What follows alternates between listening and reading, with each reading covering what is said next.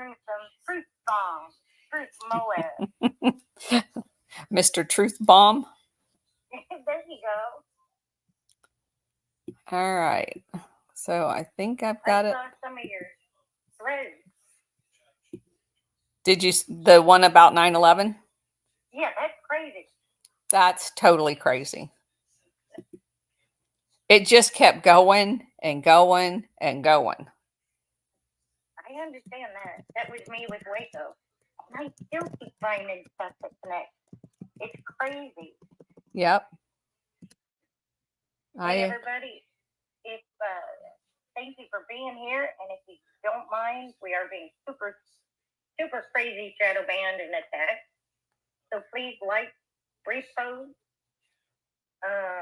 share this out, and hopefully we can beat that algorithm that keeps trying to push and hammer us down. I have to be honest with you. When I used to see people post about that, I'm like, what whiny ass crybabies?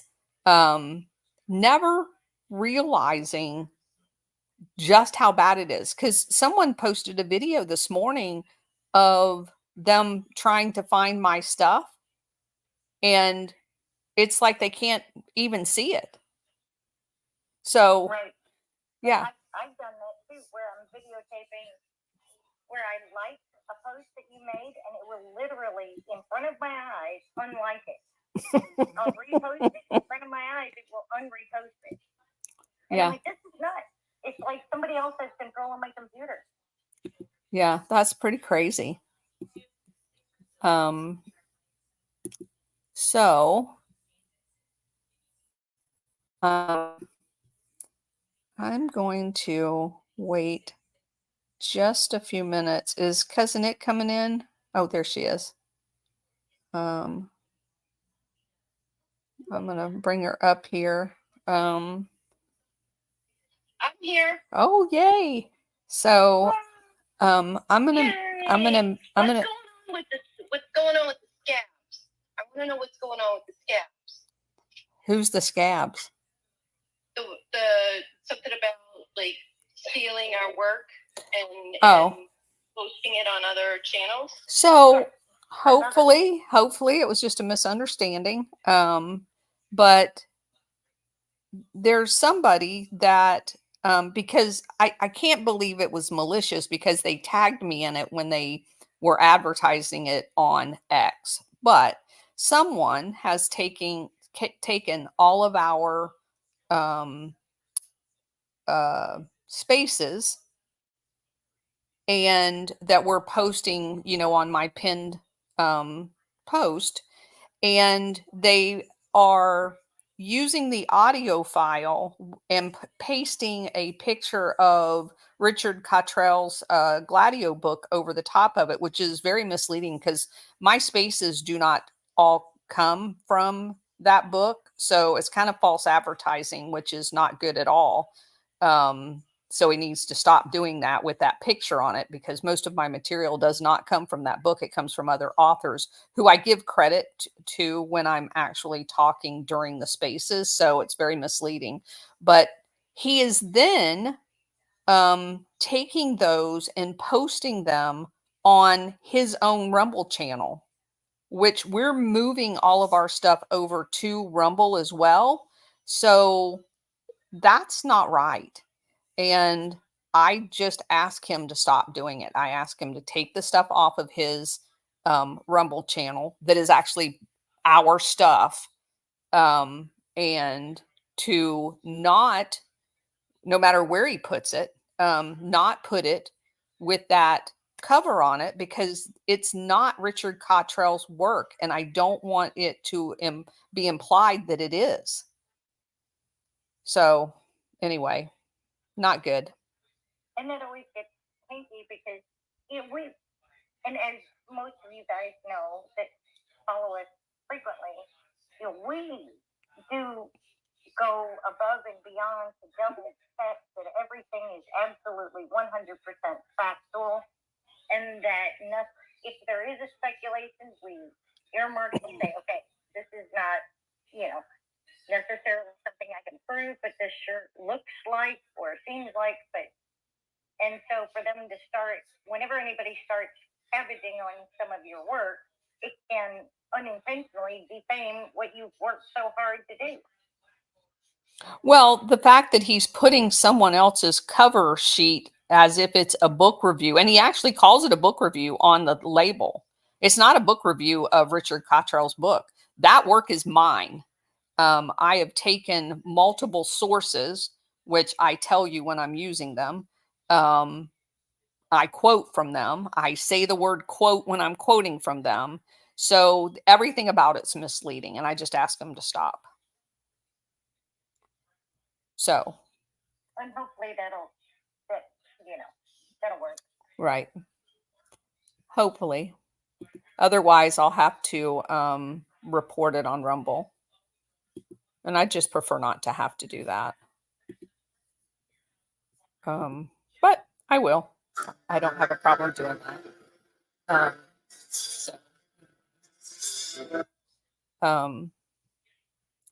So let me see. I'm trying to live stream that over on Rumble, but all I see is the trailer. So hopefully that flies over there. If you guys could check it, I'm going to go ahead and get started.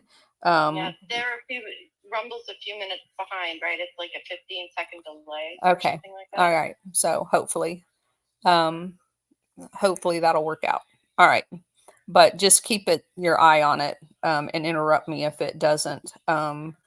It looks like it is live and you've got video. Okay, awesome. All right. And sound. Well, let's get going here. Now I can go back and find my place. Does my hair look okay? Does my hair look okay? I just got out of the pool, so my hair does not look okay, but that's why I had to put my hat on. But I don't care. We have to get this done. And so we're moving on. All right. So I want to start with a little bit of history because I think, especially in the case of Libya, it kind of you've heard me talk about after World War II, them creating fake countries and fake royalty. It certainly applies in a roundabout way with Libya, and I'll explain that. So, not that there wasn't royalty per se in Libya, but the way in which it came about in Libya, it's just a crazy story. So we're going to start there. And that the name of the guy is Idris, Idris of Libya. He was born in 1890. He became a Libyan political and religious leader who was designated king of Libya in 1951. So obviously that's post World War II.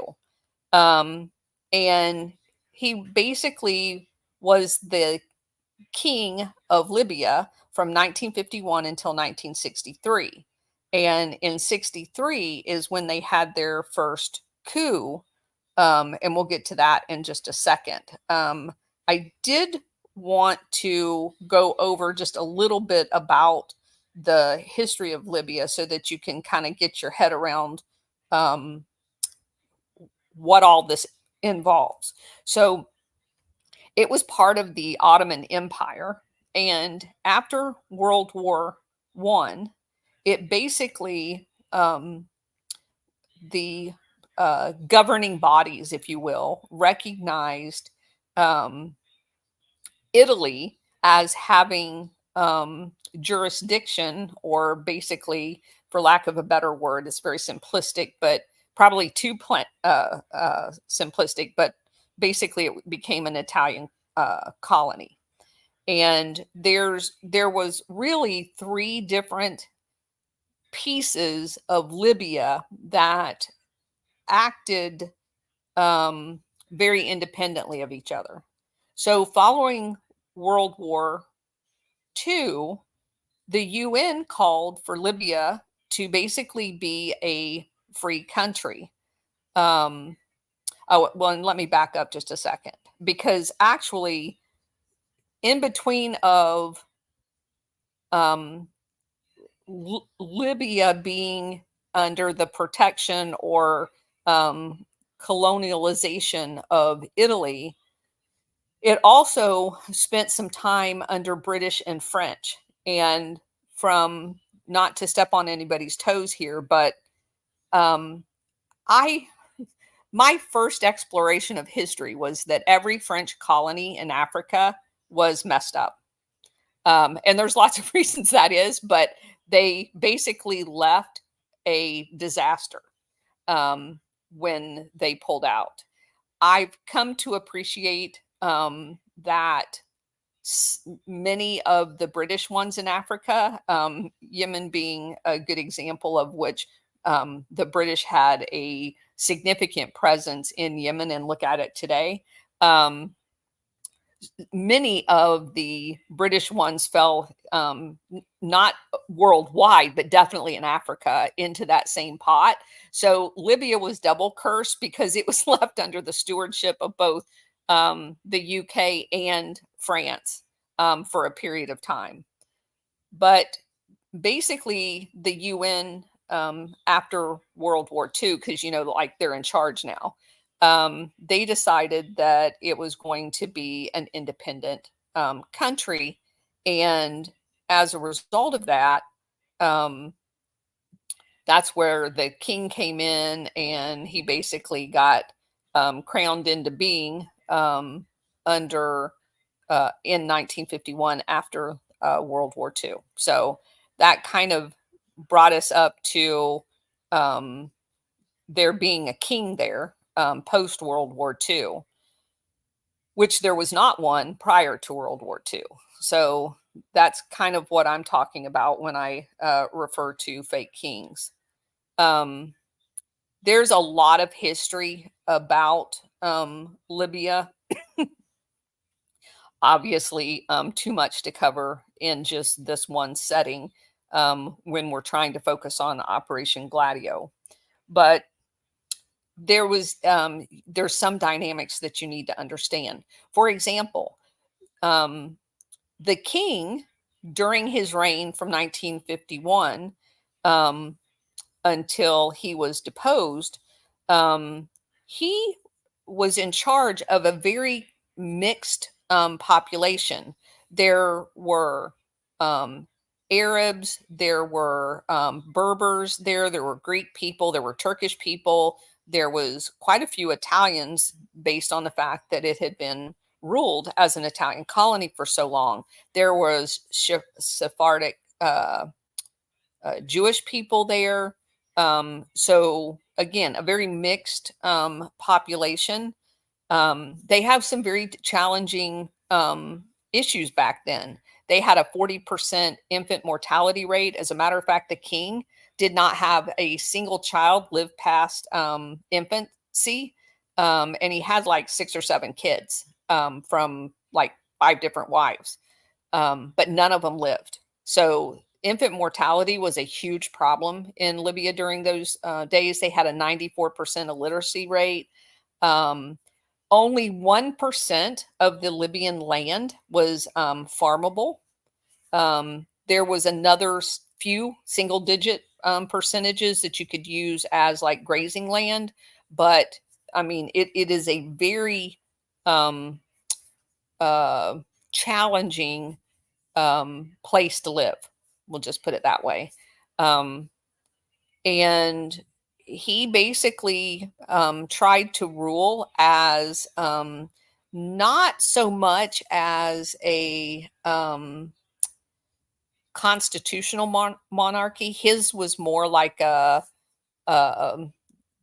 dictatorship monarchy, for lack of a better. It wasn't that he was really bad or anything, but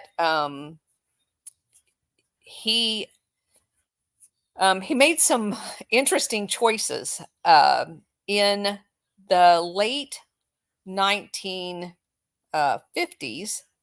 He decided that he was going to accept a whole bunch of Western aid, primarily from the United States, in exchange for allowing the United States to put military bases in Libya. Now, interesting, funny story. Uh, Willis Air Base was one of those bases that was built in the 1950s and 60s. When I got to San Vito, Italy, which was this little podunk base in the southern part of Italy, on the heel of the boot, our base housing had originally been at Willis Air Base. When they closed it after Gaddafi took over, um, they disassembled the base housing and put it on an airplane and a ship and brought it to San Vito Air Station. And that was literally the officers' base housing, which was hilarious because most of all of them leaked. They weren't very good at putting all that stuff back together. So, funny story. Plus, it was just ugly as hell, too. Okay, so in the 1950s, a number of different foreign international syndicate oil companies came knocking on the king's door, and they started prospecting for oil. And then, of course, we know that they found it, and it was like a huge, huge find, like in 1959, 1960 time period. So there's this huge big oil boom. There's money everywhere, and life seems to be getting a lot better for the typical Libyan person. However, just like with all of our Operation Gladio stories, the oil industry people in the international syndicate started basically dictating to the Libyan government and the king how things were going to go down. The king makes the decision in 1962 that he's going to join OPEC, and there becomes more and more control being administered over the oil industry by the king inside of Libya. So it was just shortly, okay, so in 1969, he goes to, so let me back up. In 1968, he makes the decision, the king does, that they are going to federalize the Libyan Petroleum Company, and that as the concessions come up, they're going to be renegotiated as a part under a joint venture with this petroleum company owned by the government, which basically means the profits of these international syndicate oil companies are going to be decreased. So, fast forward a year, he goes out of the country to Turkey for medical treatment. And while he's gone, Omar Gaddafi overthrows the government.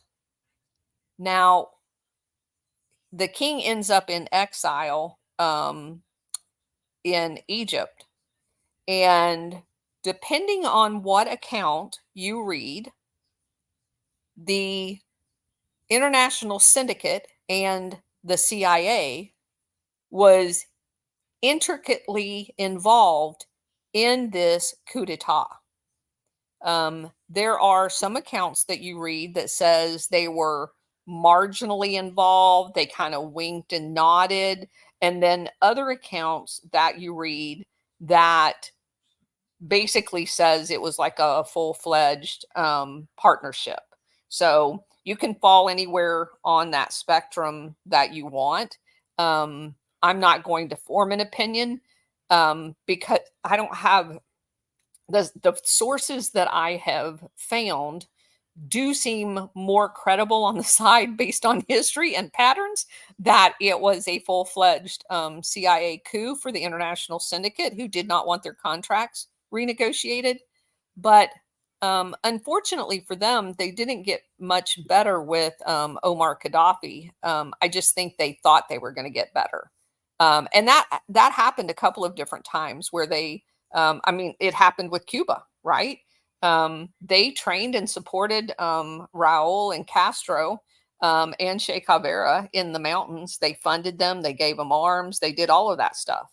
And in doing all of that stuff, they thought that they were patting both sides of the fight, that they were going to support Batista in Cuba and they were going to support Castro. But basically, we know what happens.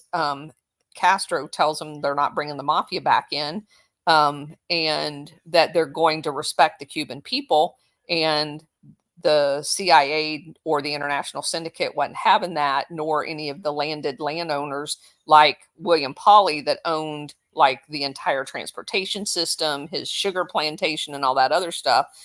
They weren't satisfied with the terms that Castro wanted to offer them that provided safety and security for the people that had been being used by the international syndicate. And so basically, they spent the next, whatever it is, 60 years trying to kill him before he eventually died.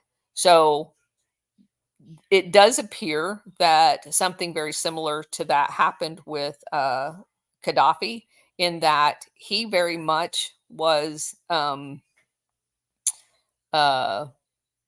happy to have the help, even if it was just a verbal encouragement.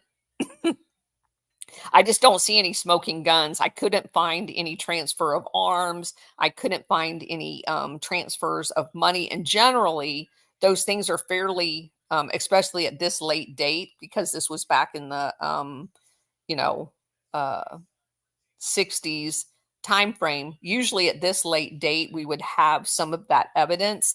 There's not a lot of that evidence around. It's just a lot of innuendos. But be that as it may, Omar Gaddafi gets put in charge. He's very much, interestingly enough, very now going back to our British Round Table and the Fabian Society and our Pan America, Pan Europe. Gaddafi originally was a very Pan Arabic guy, not Pan Africa, Pan Arabic. He was very much a fan of Egypt's Nasser, and he considered himself as an Islamic modernist, even though he was promoting somewhat of an Islamic state. It still had very not representative government, but more of a direct democracy. And it's funny because I see this a lot.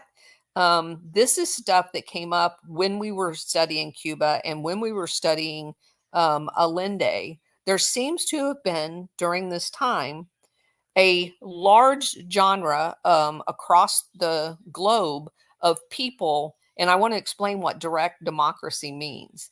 It means that you have a civic responsibility every day to be engaged in your government locally, that you take full responsibility for knowing everything that goes on, and that you are actively involved at the local level. And when you are, you do away with the need of a federal government or a state interim government.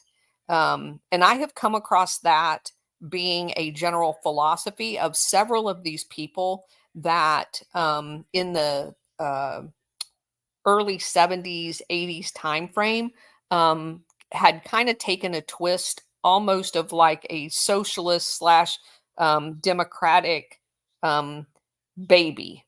and they took the best parts of both of those things, and at least tried to experiment with them. They were never successful because that decentralization of control was anti-international syndicate. So each and every person that tried that was assassinated or thrown out of office by the CIA.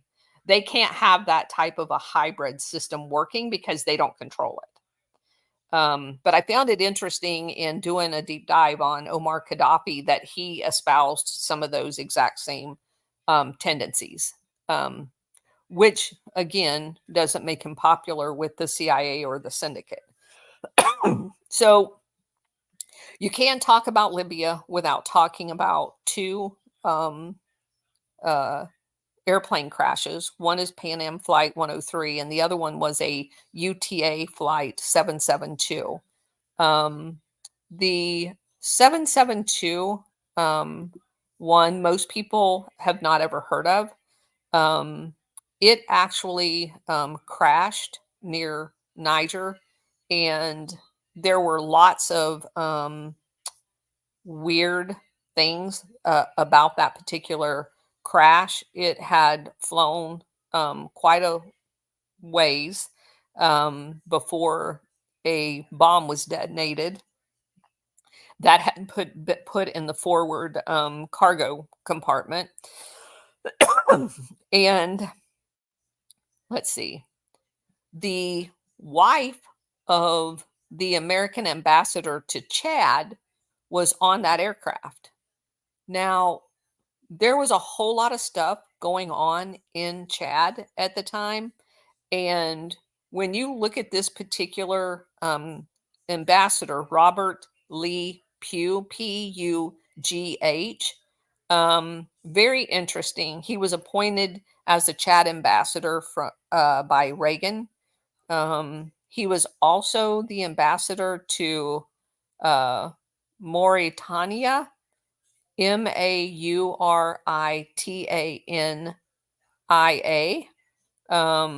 And let's see, he also spent time as a political military officer in Ankara, Turkey in the 60s, and also spent quite a bit of time in the 60s in Iran. Also in Athens, Greece, during the time when there was a lot of political turmoil and coups going on there.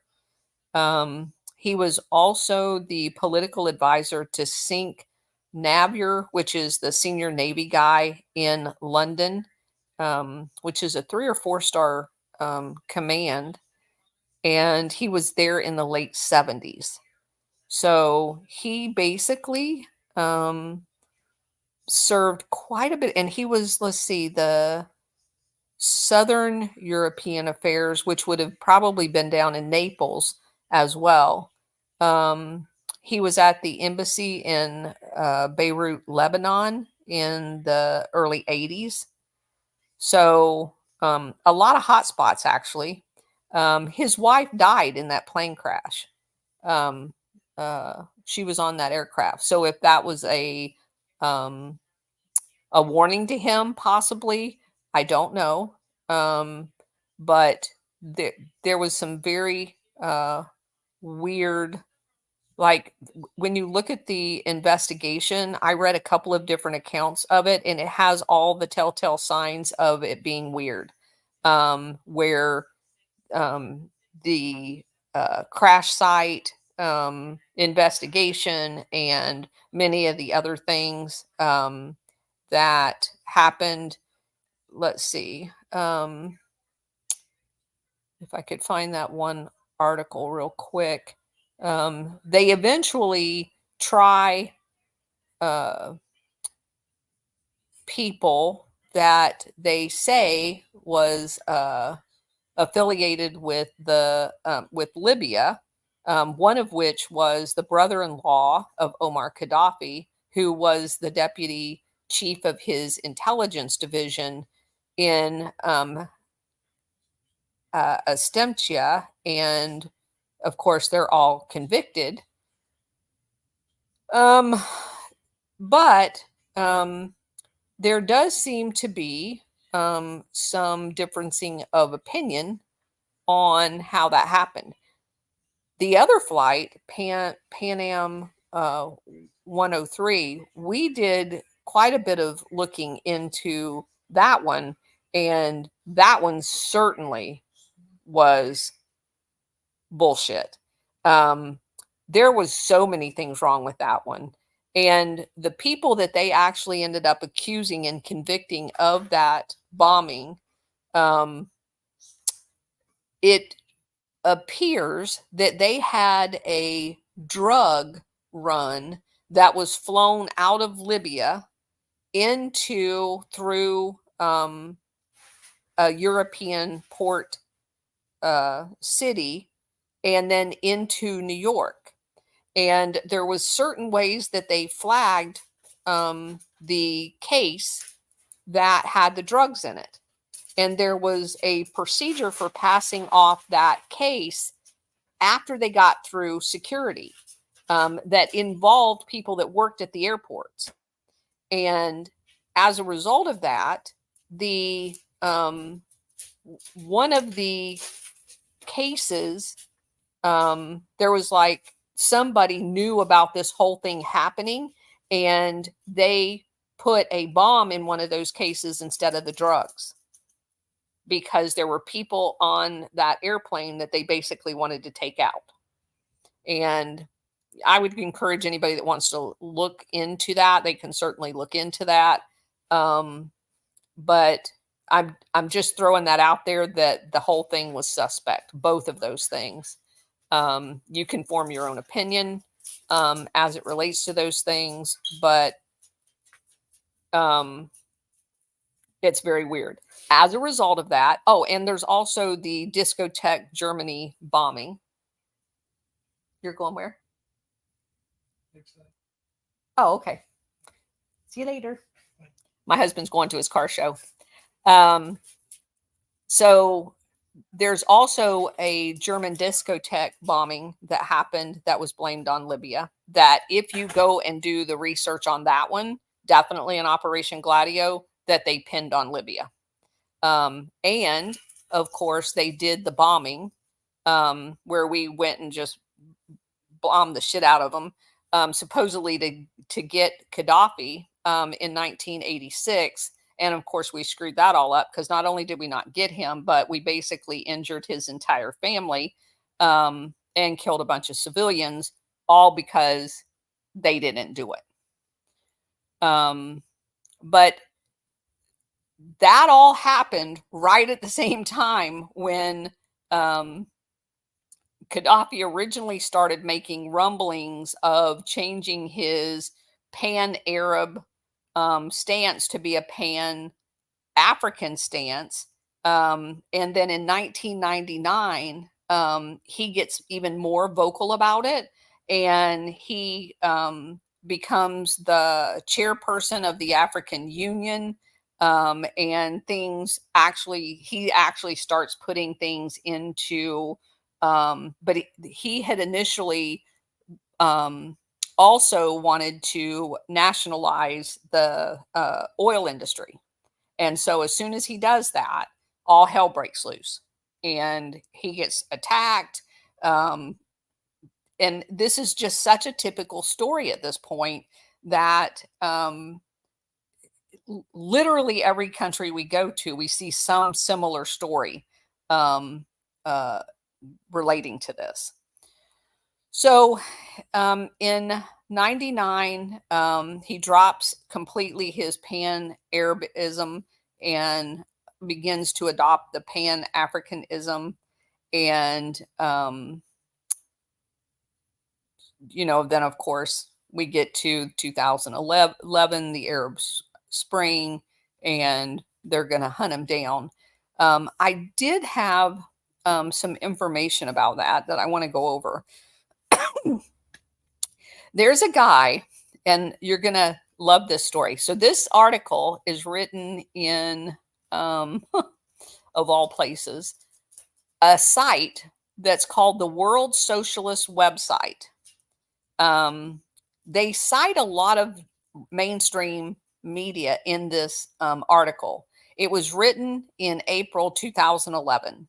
And this is why I tell you that you have to read everything on both sides. Because again, this article links to mainstream media. And it's a very interesting insight into what was going on. So I'm going to read a little bit of this. Numerous press reports over the weekend, and again, this is April 2011, add to the evidence that Libyan rebels fighting the regime of Muammar Gaddafi are under the direction of American intelligence agencies. Despite the repeated claims by the Obama administration officials that the rebels are largely unknown, it is becoming increasingly clear that key military leaders of the anti-Gaddafi campaign are well known to the U.S. government and have long-standing relations with the CIA.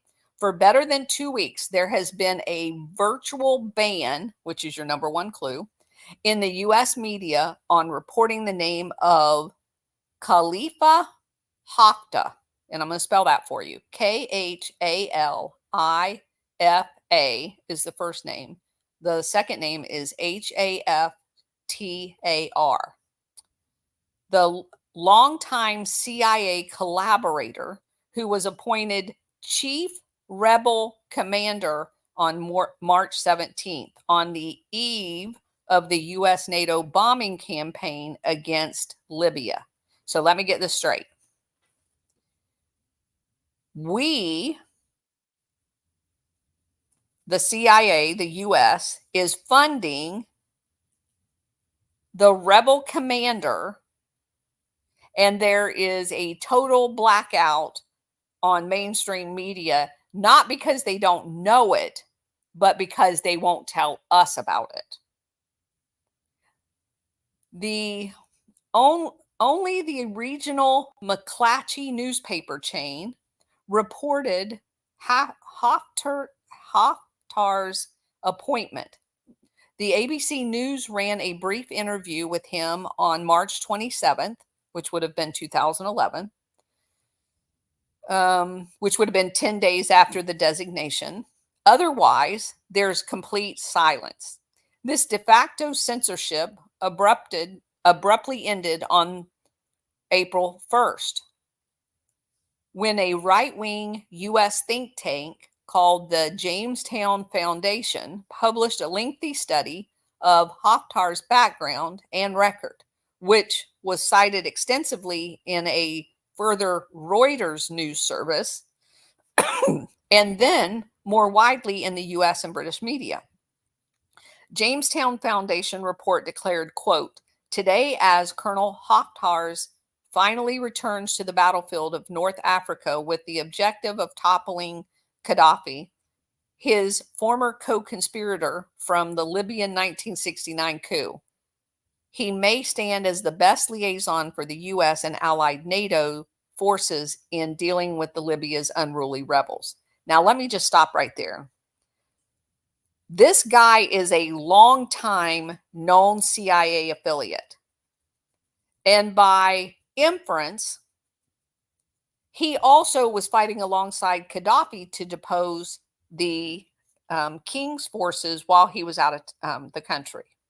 So I don't know about y'all, but I can add 2 and 2 and get 4 to tell me that adds credence to the fact that the overthrowing of the king was in direct correlation to him announcing that he was nationalizing the oil industry, and a year later the CIA organizes a coup against him, and it just so happens that Gaddafi and this known CIA co-conspirator Haftar is on the same side. That's just me, but I call that logic.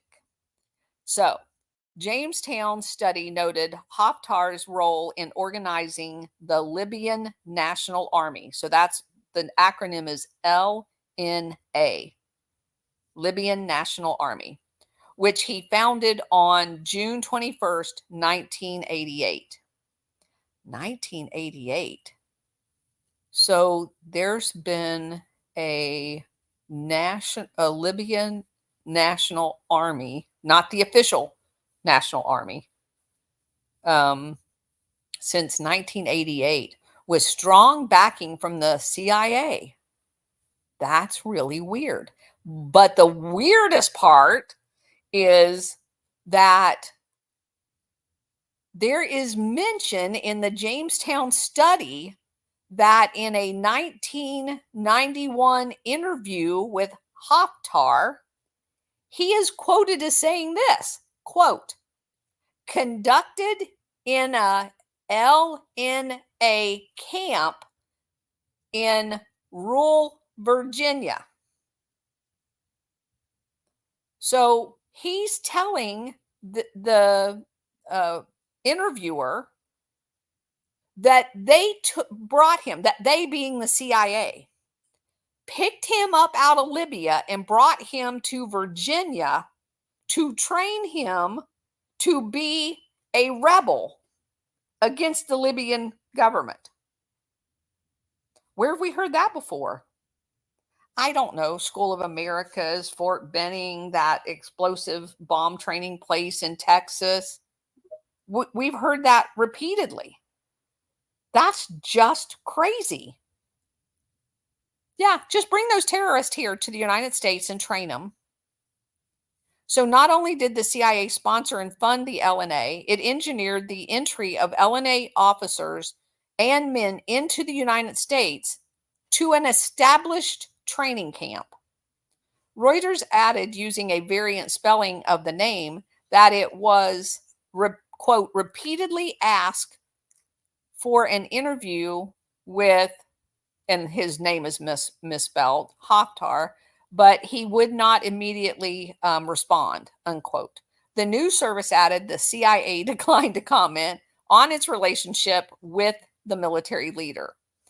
Other references to Haftar's role appeared in the online blog of the New Yorker magazine, in Africa Confidential, on NPR, the British Daily Guardian, and in Independent on Sunday, another British newspaper.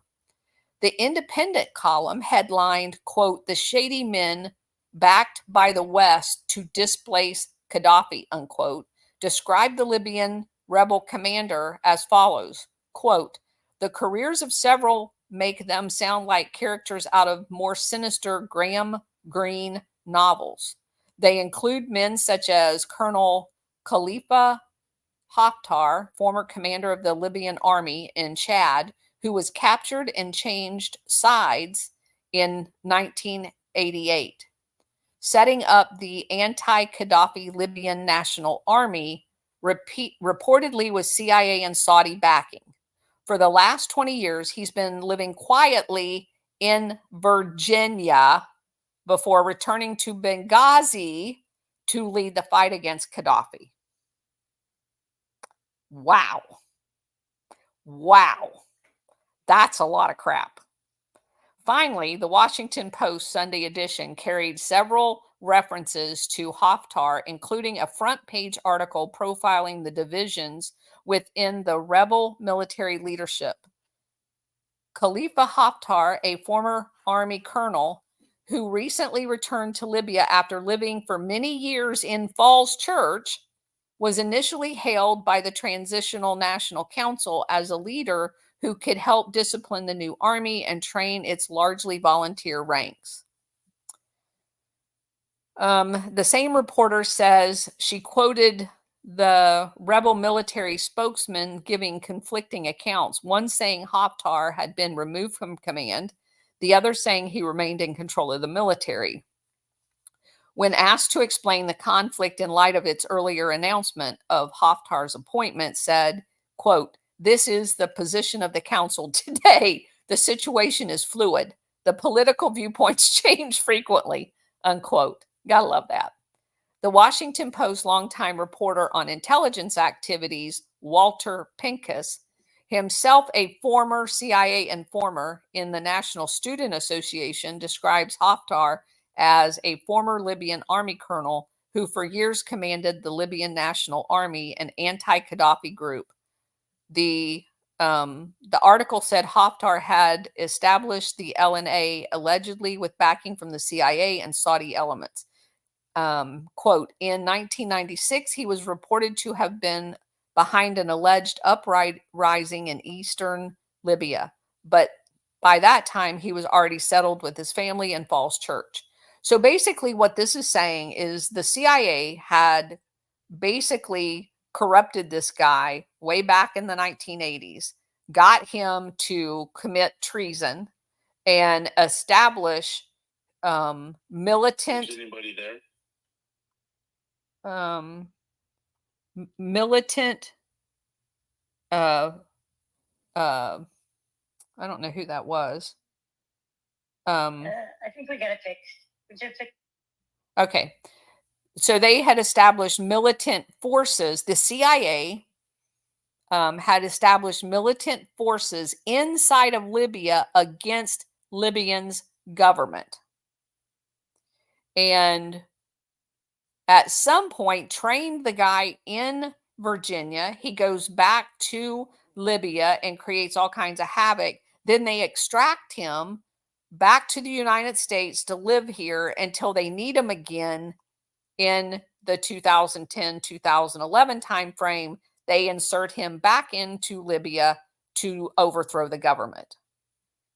So that, my friends, is how Operation Gladio works. Because the overthrowing of the Libyan government was most definitely a NATO event.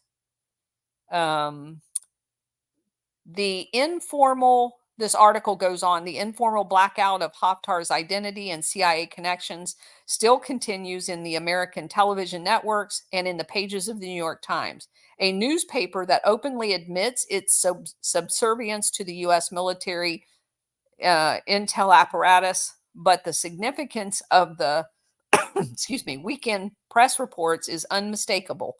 The Libyan military rebel is not the independent organ of a popular uprising against Gaddafi dictatorship, but rather the creation of American imperialism, the most reactionary political force on the planet.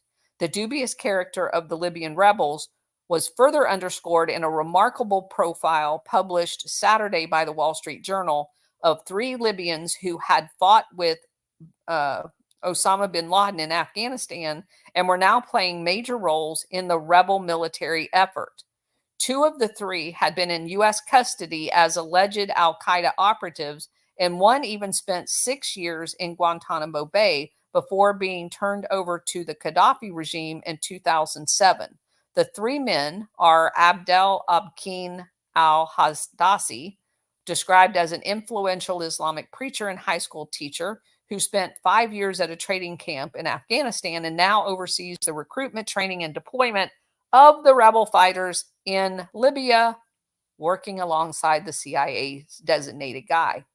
Salih al-Bahrani, a former fighter from the Libyan Islamic Fighting Group, who is Hasadeh's field commander, and I have no idea how to say this guy's name, Safian bin Kumu, his last name is Qumu, a Libyan army veteran who worked for Osama bin Laden Holding Company in Sudan and later for the al-Qaeda-linked charity in Afghanistan, and who is training many of the city's rebel recruits. So Hasadeh and Ben Kumu were arrested by Pakistani security after the U.S. invasion of Afghanistan in 2001 and turned over to the U.S. Hasadeh was transferred to Libyan custody 2 months later, when Ben Kumu was moved to Guantanamo and held there until 2007, when he too was sent to a Libyan prison. Gaddafi's regime released both men in 2008, at the time when U.S.-Libya collaboration in the war on terror was at its height. Such an action would certainly have been checked with by Washington. The former al-Qaeda, so basically they're saying that Washington was fine with Gaddafi releasing them. The former al-Qaeda warrior was quite willing to speak to the leading U.S. business newspaper, saying, quote, His discourse has become dramatically more pro-American, unquote. Imagine what spending time in Guantanamo Bay does for you. Quote, if we hated the Americans 100%, today it is less than 50%. They have started to redeem themselves for their past mistakes, unquote.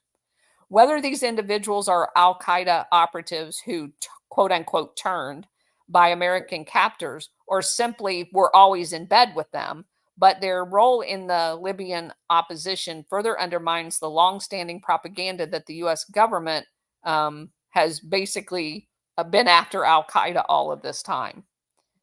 I'm paraphrasing.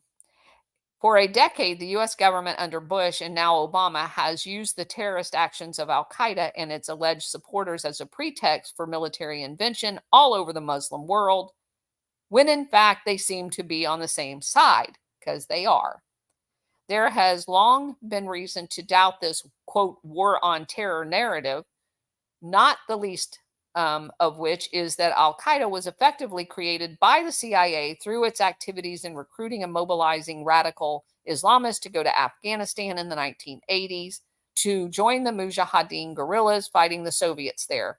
Many of the 9/11 suicide hijackers were known to the CIA as Al Qaeda operatives, having been recruited there by the same CIA. And obviously that is true because in the thread that I put out this morning, I made those connections as well based on a whole bunch of different articles. An incident during a hearing Thursday before the House Armed Services Committee demonstrates the sensitivity of the U.S. government concerning the links between U.S. intelligence services and Al Qaeda. Democratic Congressman Brad Sherman questioned a witness, Deputy Secretary of State James Steinberg, about the role of Abdel Habkin al-Hassani. Steinberg refuses to discuss the matter, suggesting that it should be taken up only in a closed-door session, citing U.S. covert operations, blah, blah, blah. So you can see I have provided information that basically articulates that we being the West, cooed Libya at least twice. Once when the king decided to nationalize the petroleum industry, and a second time when Gaddafi got a little too big for his britches on the same issue, and began nationalizing the petro industry there. So the international syndicate has spoken. Both of the leaders at the time were deposed. One was assassinated. The other guy just got to ride off into the sunset and live the rest of his life in Egypt in exile. But one more time where NATO has inserted itself via Operation Gladio tactics against the will of the people. And, it illustrates their role of turning people against their duly appointed government. And again, I go back to the point that I don't care whether you like Gaddafi or not. He could be good, bad, or indifferent. The point that we don't get to choose other people's governments needs to be kind of like a basic tenet of living in a republic, or even if you want to call it a democracy. A democracy doesn't give you the ability to go around the world whacking people who decide that they're not going to give you their shit for free. That's my personal opinion anyway. Okay, so that concludes the formal part of the presentation. And as everybody knows, basically we do like about an hour's worth of presentation, and then we open it up for questions. And so that's kind of the point where we're at now. What did you have, Cousinette? Where's the dog? Way to go. Yeah. All you could see were the ears. The ears sticking. So he finally decided, after John left for the car show, he had to come and get on me to look out the window to see if John was out in the backyard or if he actually left. So he just managed to walk 2 feet away and lay down until I started looking at him talking again. And now he's back up. He'll be over here in a second. I love that Absolutely Maverick. adorable. You could see, yeah, you could see it. The ears just like sticking out. He does have some big ears, and not to be mean, but the one thing that I love most about a schnauzer is their floppy ears. And I bought my mom a schnauzer like 20 years ago, after we got two, and my mom fell in love with ours, so I bought her one, and hers had the stand-up ears. And I was like, that's the god awfulest, ugly schnauzer I have ever seen in my life because of the ears standing up. And I'm like, so we get him, and when we got him and he's a puppy, his ears like flipped over, and he was the cutest thing in the whole world. And then like one day they just started standing up, and I looked at John, I'm like, oh my god, I got a Buffy, because that was my mom's dog's name. And I'm like, oh no, I got a Buffy. So anyway, yeah, we love him. So cute. Hey, Buffy. Yep. Anyway. Say hi, Maverick. Yep. Anyway, just in case y'all don't know, people on Rumble. yeah. So we do simulcast this onto Rumble, and so they're looking at the dog on Rumble, just in case anybody wants to see the dog. You can go to the Colonel's Corner on Rumble. So yeah, and just so everybody's aware that I am monitoring the chat. So if any of you all have questions there, I'll be happy to relay them. All right. We're getting really cool about this, aren't we? Yeah, it's almost too cool. How old is Maverick? Can I ask? 7 months. I know he's 7 months. He's just a baby still. He's just a baby.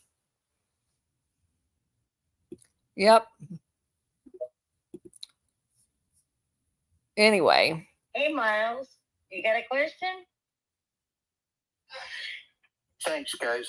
Yeah, I wasn't really planning on learning about Libya. I was watching this podcast by Jimmy Moriarty and his wife, and they're from Texas, and they went over to Libya because they're oilers.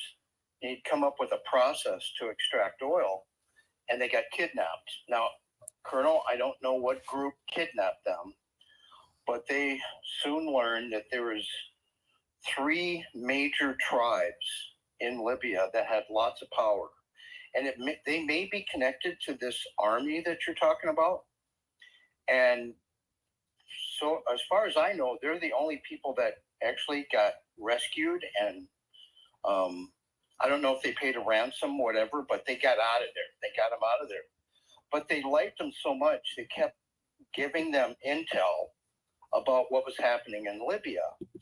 And even Erdogan was involved in Libya because, he wants to have his empire return. I think you know what I'm talking about. But he would get this information weekly, and I'd watch his podcast. It was very informative. And I remember on a Monday I watched his podcast. On a Wednesday, we got the message that he had a heart attack and died. And it was just weird that he was talking about the CIA heart attack gun on Monday night on his podcast. Oh, shoot. And so, yeah, they really didn't like that they were getting real information out of Libya from the different tribes.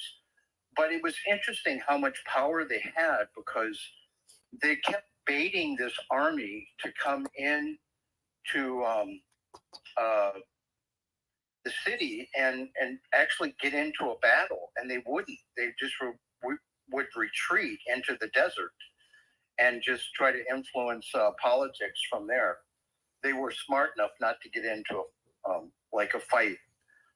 Are you familiar with some of the stuff that's going on over there now? Yes, and I have a kind of different opinion on the Erdogan and Russia's presence in Libya, because Erdogan very much has gone against NATO in many different aspects of their imperialistic approach to life in general. And it does appear that Erdogan has taken the approach.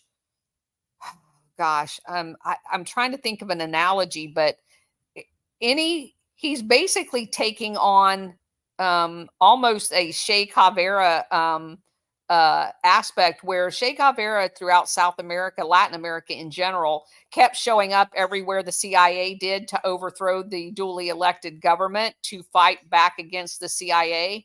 Erdogan is almost taking that same approach throughout the Middle East. If the CIA shows up to basically coup or overthrow or create instability, Putin and Erdogan are taking the approach that they're going to be on the opposite side.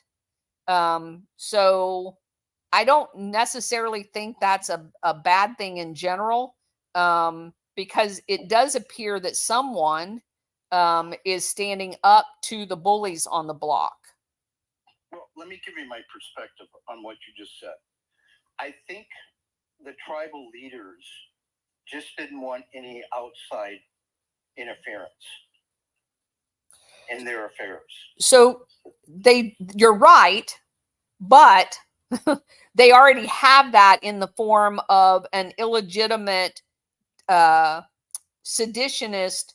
army that is fake, that was created by the CIA to bring instability to their country. And my understanding in the just normal reading that I've done about what's going on in Libya, not for this presentation, is the fact that the tribal leaders do want to, and you're right, there are 3 sects. They want to address things themselves, but realize in some capacity they're in over their head when they're fighting against the CIA. Well, I think most countries would be. Right.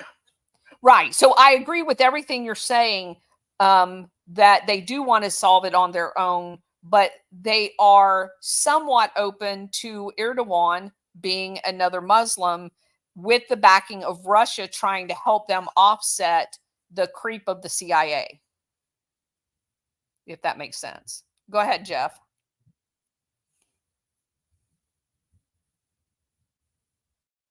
Jeff? Yes, ma'am. Sorry about that. I thought there was somebody up before me. So then I've come in a little bit late to your illustrious Colonel Towner podcast with Bridget and Cousin It and everybody. Stellar, cool, Miles. Great group of guys. So then my question is, it might be a little bit off your topic because I came in late. So I was thinking about Hillary Clinton's play in the overthrow of the Libyan government through the gentleman that brought the weapons in from Qatar, that was in Leavenworth. Donald Trump, I believe, pardoned that gentleman. So it backfired when the embassy was taken over in Benghazi, and the ambassador plus several others were killed. And she said, well, what does it matter? My question is A, if that was a criminal offense, what would be the punishment? And the second question is, I'm sure she was working with the intelligence assets as well. What's your take on that, ma'am? So I don't think there's any difference between the State Department and the CIA. They are blended one and the same.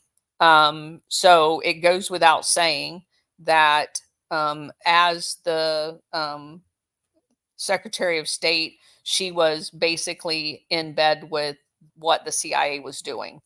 I think it's quite clear. And I did want to do a part 2 where we talk about the Benghazi separately, but I will say this. It is clear beyond a reasonable doubt that there were gun running going on, arms deals going on through the port of Benghazi. That was the reason what happened. And I'm going to stop at that point because I do want to on Monday continue a part 2 that basically deals with that specific issue because I think it warrants its own look. Zamba, you were next. Yeah, hi, Colonel. Okay. Great space again. Thanks for having me up. I had a question about, I guess it tags on a little bit to what the gentleman was saying before, in that especially the roles of players like Turkey and Russia in this. Because Libya, for me, is not as clear-cut as we've seen in previous quote-unquote Gladio operations, in the sense that I think what we're seeing is a much less sort of clear or clean style of operation in the way of a regime change. And for me, I think there's two kind of fundamental elements. One, there was a sort of warming to Gaddafi, if people remember back in the early noughties, that he was, I think, in exchange of taking the blame for the famous Lockerbie plane bombing, there was this kind of undercover that, for me, it's still not very clear that he was at all involved in that.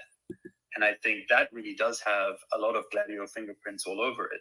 Yep. But maybe that's another matter, because he didn't ultimately admit to it, but he got his government to do it in exchange of dropping sanctions. Correct. So the U.S. dropped sanctions. He was kind of then suddenly heralded as a kind of a good guy all of a sudden. And there was all sorts of oil deals being made in Libya. Yep. And famously, the Italians and the French were all over Libya. And I don't know if people know this, but even Sarkozy, who was Prime Minister of France in 2005 or whatever, was charged for corruption because Gaddafi was financing his election campaign, I think in 2005 or 6. And, he was being, invited by Berlusconi to like camp out of the palace in Rome and invited to all the bunga bunga parties and you name it, right? Berlusconi, as we know, is a famous P2 by the way member. So he was being brought into the club. Now, why was this sudden turnaround? And I think there's a lot to be said about the kind of oil deals that the same way that Ukraine was suddenly looking to be too friendly to Russia, Russia was having getting a bigger than bite-sized chunk of Europe's energy markets. And basically, Europe was also becoming energy independent in a way that it wasn't before in terms of its dependence on the OPEC cartel and the petrodollar. Correct. So I have a theory that there's a lot to do with the energy politic in this. And that the sudden turning on that is very similar as we sort of saw the kind of the sudden color revolution happen in Ukraine. The only problem is that I think it totally went sour. I think what happened in Libya has to be seen as a case of a complete Gladio fuck up, in the way that it opened up a Pandora's box of all against all. The Russians got involved, say, we can play at that game too, started financing everyone and their mother in there and dropping their operatives in. And I think, as you said, Turkey decided to say, well, we can flex in this region as well. Correct. As having a very sizable now military industrial complex of their own. Thanks to the U.S. Thanks to the U.S., absolutely. And so I wonder what are your thoughts on that in terms of? I think you're dead on, and I do think I like the way you put that it turned into a fuck up, because it exactly did. But I think that the interesting dynamic became Syria, because obviously what they wanted was the rolling coup of installed CIA puppets throughout the continent of Africa. When they couldn't get Syria to turn, and I realize that's not technically the continent, but when you look at Libya versus Syria, you you can't, to me, separate the two, because they have loads of similarities. And when the dam became Syria, and when they couldn't blow up the dam, everything downstream of the dam went south as well. And so I think Libya was downstream of Syria. And once that fell apart, and you have, again, both Turkey and Russia involved in Syria, then that spillover effect into Libya became readily apparent. And I agree with you 100%.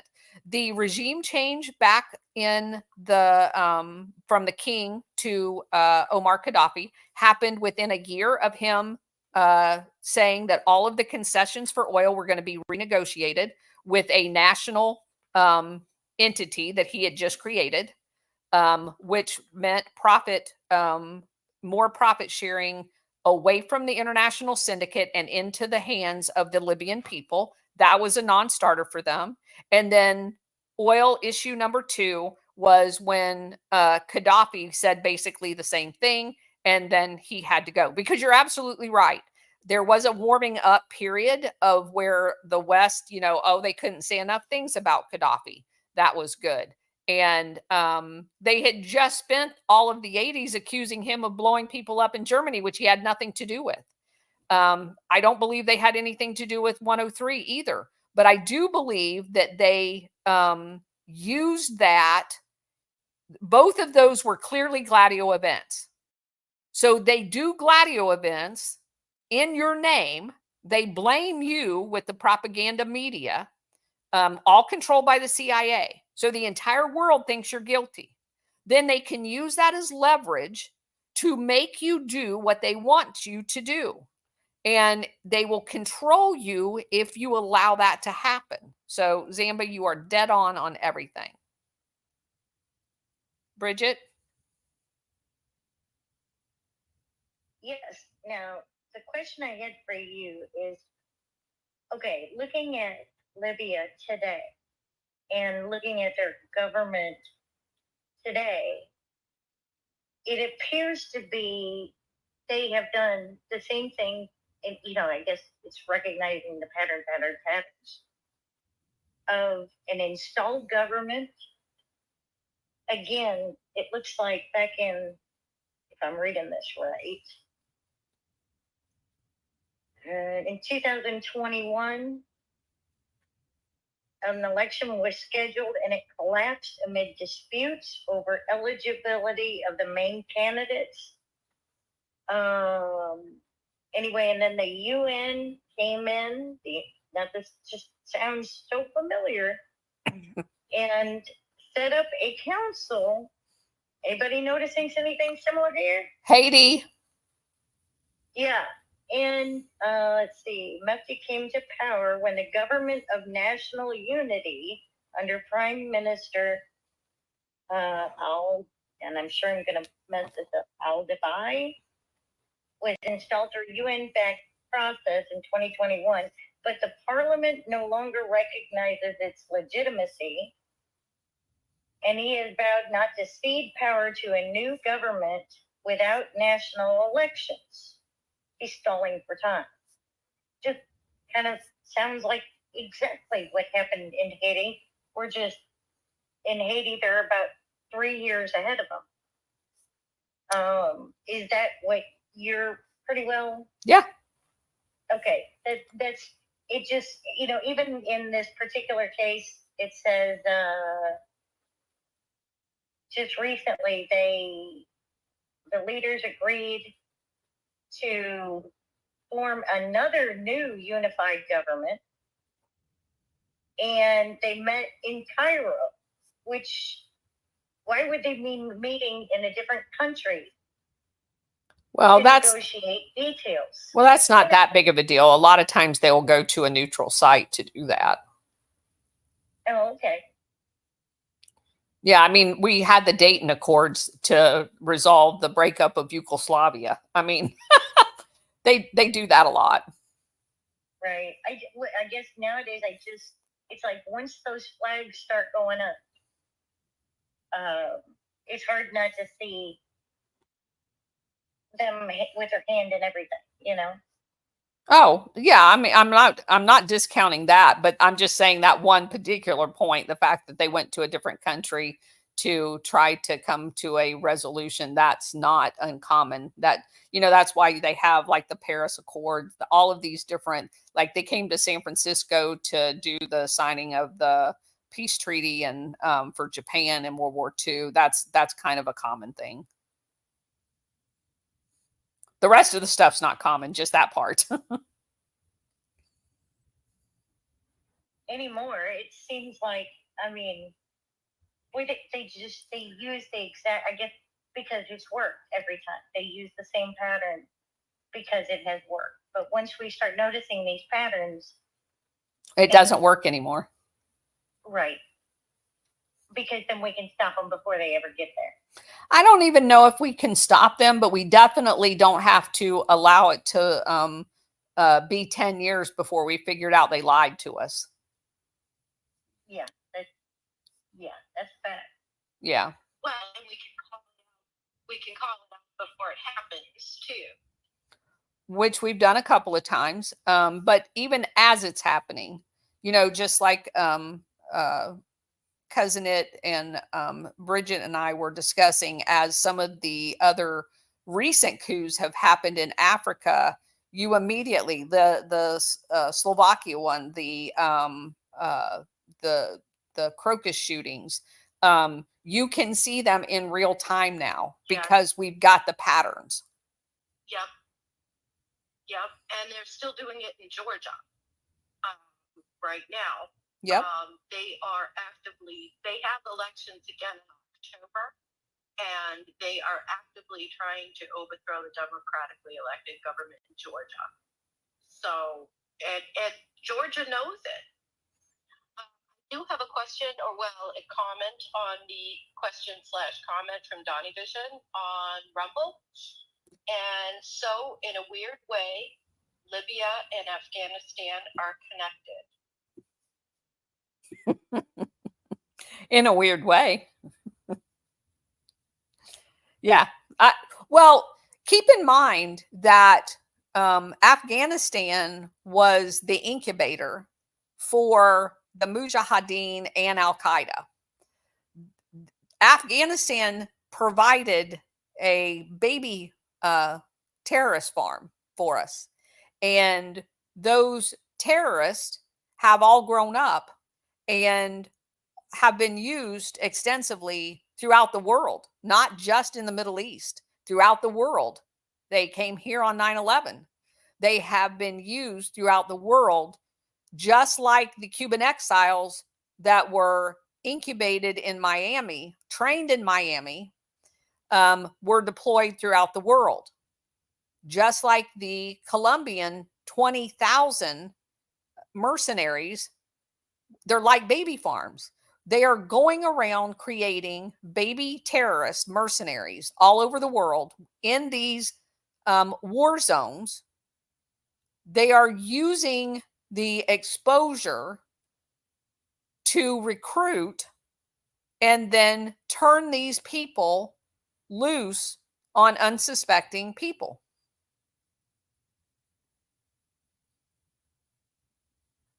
Very insightful observation, Donnie Vision.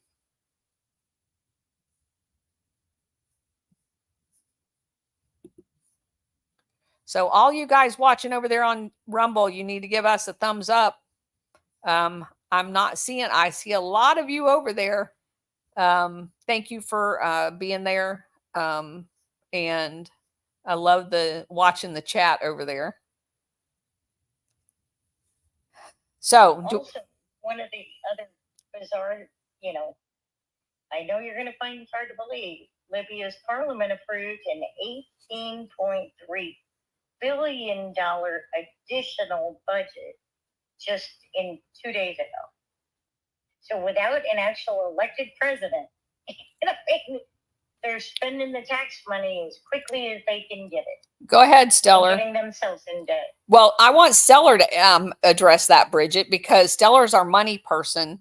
If she can take a homework assignment before Monday and tell us what the activity with the World Bank is and the IMF as it relates to Libya.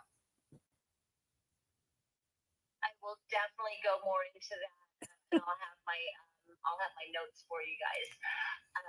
Because honestly, everything that seems to be happening, I know that everything is not Gladio. I know that, but it seems like there's so many things that are Gladio-esque. Yes. However you say that. Yes. I mean,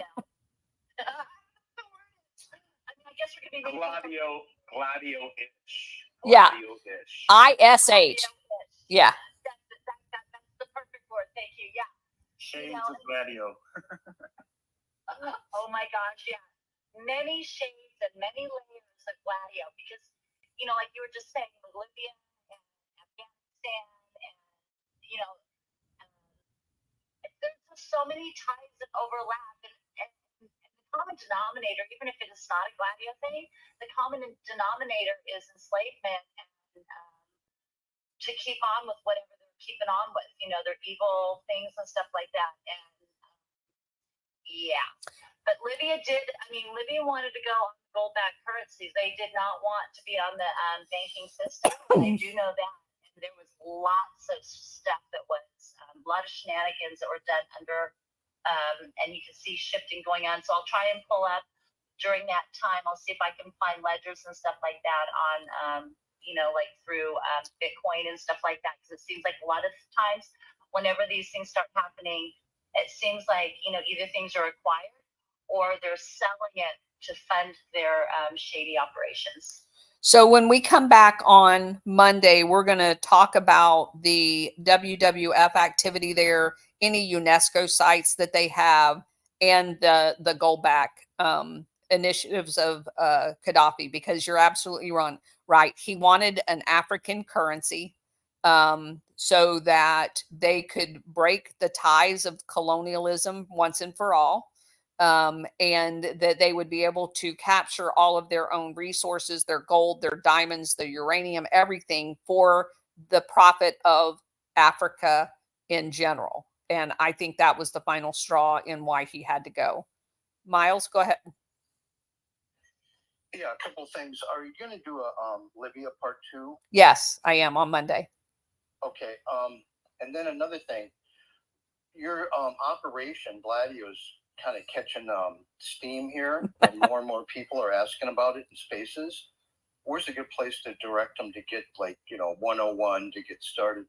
So probably the best interview is on my Rumble page, and it's between Warhamster and I. But I've done either Alpha Warriors the very first Alpha Warrior podcast that him and I did together is Gladio 101.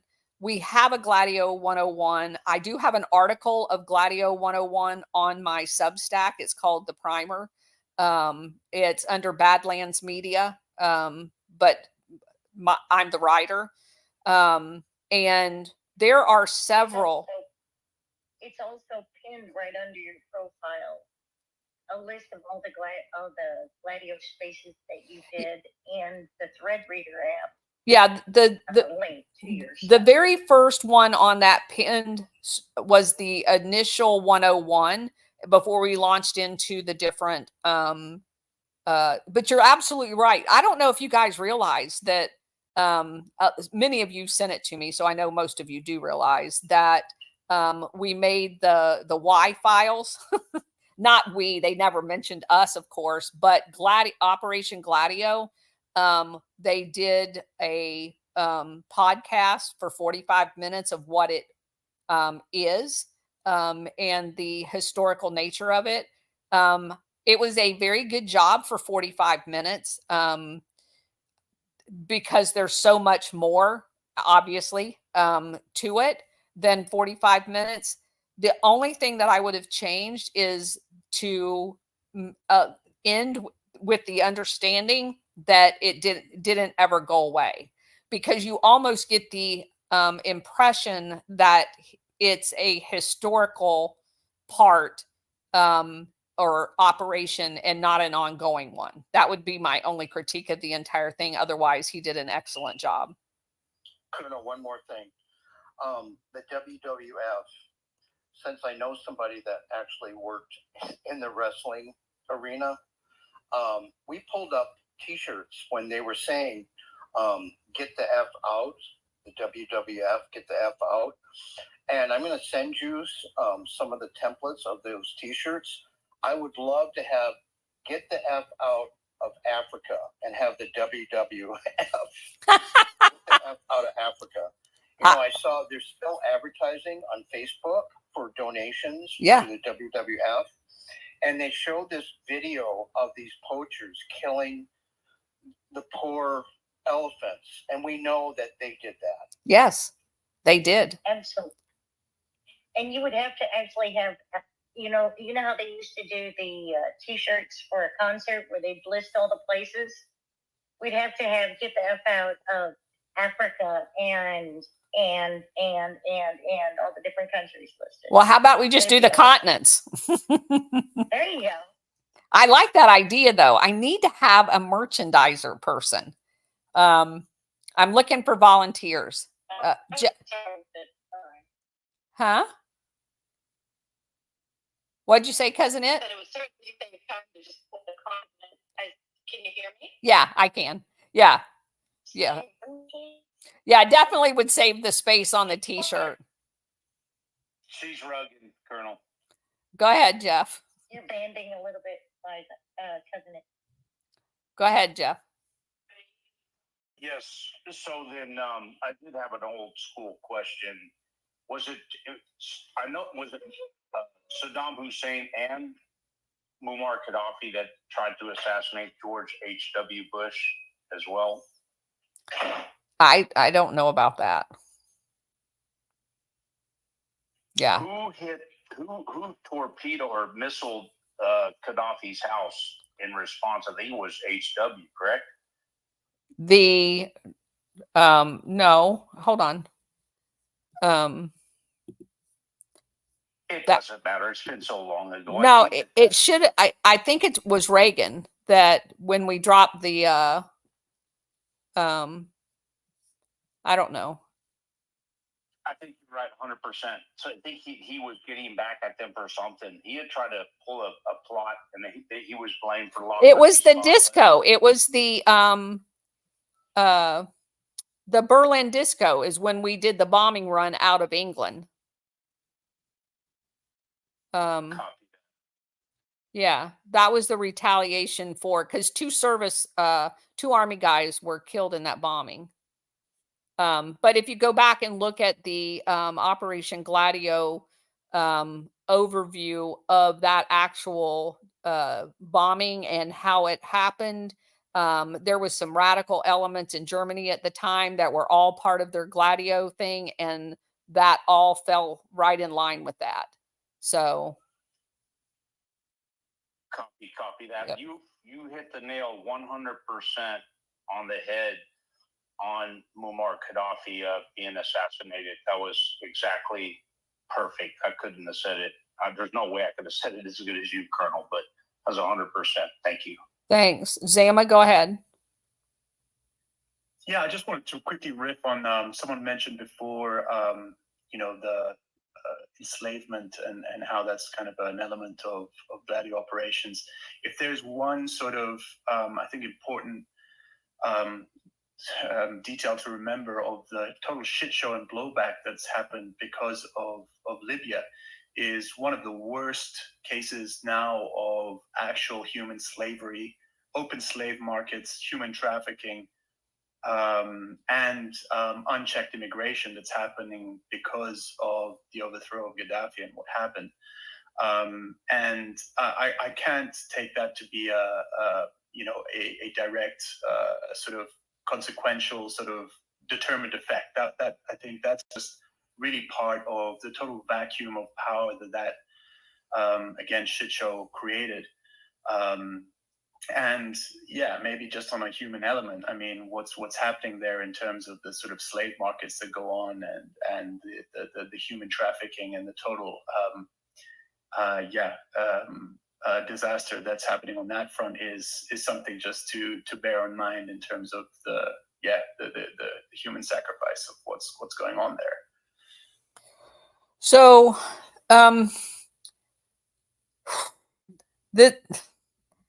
there's so much in what you just said. I want to make this statement. Having traveled all over the world, this makes no sense to an American, and it is hard for an American to wrap their head around what I'm about to say. But I'm going to say it, and you can agree to disagree. You can challenge me, whatever. That's fine. But there are some places in the world that the people are their culture is not like ours. Their the way they deal with people are not like us, and we have no business being in the job of saying what their government looks like. And we don't want a dictator. We don't want a strong man in charge of our government. We want somebody who is a hands-off, leave my shit alone because we're individual people. That's the culture of America. We're individuals. Our Constitution was written with minimum government. We don't want you telling us what to do. There are a lot of countries in the world that have lived for 5,000 years under a strong man. That's everything about their culture is developed around having someone tell them what to do.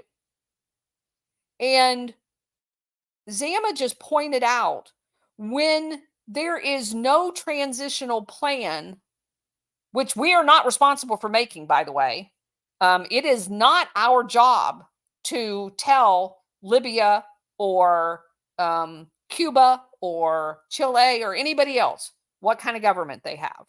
It is their job to do it, and it's their job to create a transitional plan. But when another country goes in and chops the head off of a culture, that entire way of life is dictated based on having that head in place, that body is going to flop around in all kinds of manner and be very, very destructive. And I want everybody to grasp this one point. That's the entire fucking reason we do this. Because in that disarray, we go in and get everything that we want from that culture as it's flopping around dying. That's the entire point of what we're doing with the international syndicate in charge. That's it. They want that chaos. That's called the strategy of tension. That's the entire purpose of the exercise. And that's why we are so committed to bring this information to you, shake you hard enough for it to resonate that we have to collectively stop this. And the way we stop it is by sharing this information and making sure everybody understands what's going on. They revel in the chaos that they create because it allows them taking the resources from that area all the easier for them to do. So thank you, Zama, for bringing that up. Jeff, go ahead. And that is right on time. These my friend that's retired, he said he's been over to Nigeria several times. He said that the warlords of tribes, they'll take over another tribe and they'll burn. They'll put the leader and his strongmen, his council, and they'll put him in a hole and they'll burn him alive.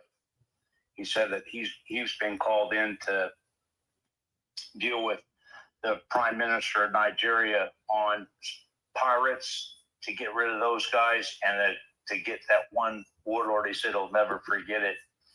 But I think that Zama brought up a very, very good point that unfortunately cobalt and lithium and all the things that are needed to be mined are being mined by slaves. Today, this very second, there are slaves being sold all over those strong-armed countries. And if you're 100% right, I just have to think back to that Blood Diamond movie, to where the strong men came in from Rhodesia and decimated the boss and the boss of the boss. And they use kids. They use kids over there, 9, 10, 11 years old, are real impressionable, and they become cold-hearted killers by the time they're 10, 11 years old. It's kind of shameful, but slave trade is alive and well in Africa. And thank you, Zama, for bringing that point up with the kids and all. Appreciate that, sir. Miles, go ahead. Colonel, I put those t-shirts in your DMs. I'll help you with merch. Okay, thank you. Yeah, my number one goal is to get some t-shirts with Gladio glasses. I want everybody walking around with those on. If we could figure out how to get a 3D printer so I could print Gladio glasses and get the glass inserts for them, I definitely would. We definitely need Gladio glasses. Go ahead, Stellar. Well, I was going to say, one of the common denominators that I see with all of these different operations, it seems like, is gaining control of countries to make sure that they're on the banking cabal systems and their monetary systems as well.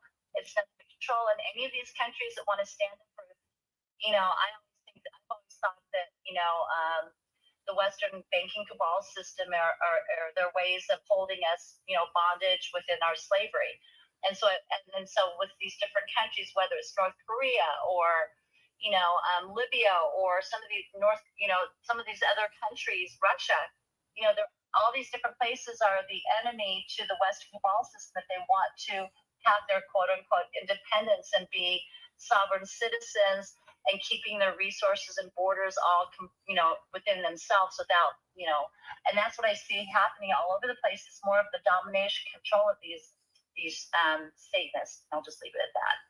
Yeah, no, I agree 100%. You're absolutely right. Stellar, did you hear that 40 banks in China just failed just like recently this week? 40 banks? There's been over 40 banks that have fallen over the last 6 months. The first bank thing that they were talking about and people were posting and stuff, that was actually a bank that was through Evergrande, that same company. And that's why you want to keep an eye on Evergrande, because that was one of the ones on the stock market that was like only $1, $2 stock. But when they were having their issues with the first bank runs and stuff like that a couple of years ago, with people standing up and waiting in line doing the bank runs and things, they're trying to get their retirement out because it's forced mandatory for these people to, put into their retirement stuff. within the system, they have no choice. Even if, like, as these buildings, because that was another big comment that was going on, a lot of people would put money down on properties to buy, and then the construction company, because it's not just the construction, it's not just banking, they're all interweaved together. And when they went bankrupt, people wanted to get their money back, and the CCP said, you're out of luck. So it was about, like I said, 9 months ago when I saw the first ones going down. So there are way more than that now. You guys can follow. I'll pull up and I'll put it on the bottom of the. I'm driving right now, where you can keep track of the banks throughout the world that are collapsing. There's thousands of banks in the last year that have collapsed. 2 years. Yeah, that's crazy. That's crazy. Well, the shell game, they're running out of money. The shell game is coming to an end. And with what's going on with Tether, I talked about it a couple weeks ago, and stuff, right. How the 5 stable coins that they were using, no more and stuff. There's a lot of cleanouts happening within the financial system, and a lot of it is being exposed. And, we have shady 3-letter agencies that oversee that are supposed to protect the public, but they don't.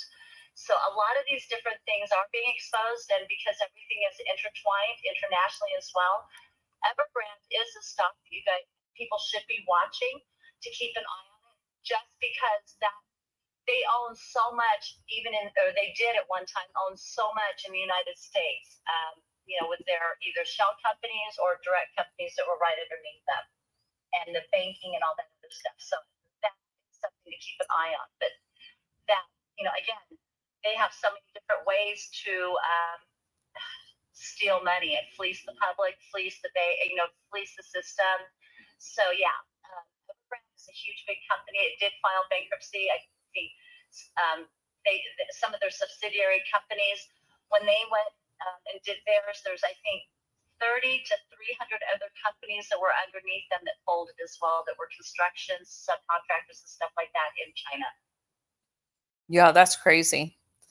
So I'm going to ask everybody to do a favor before they leave the spaces. If you guys will go down into the pill and find at least 1 or 2 of the articles that's been posted and repost them.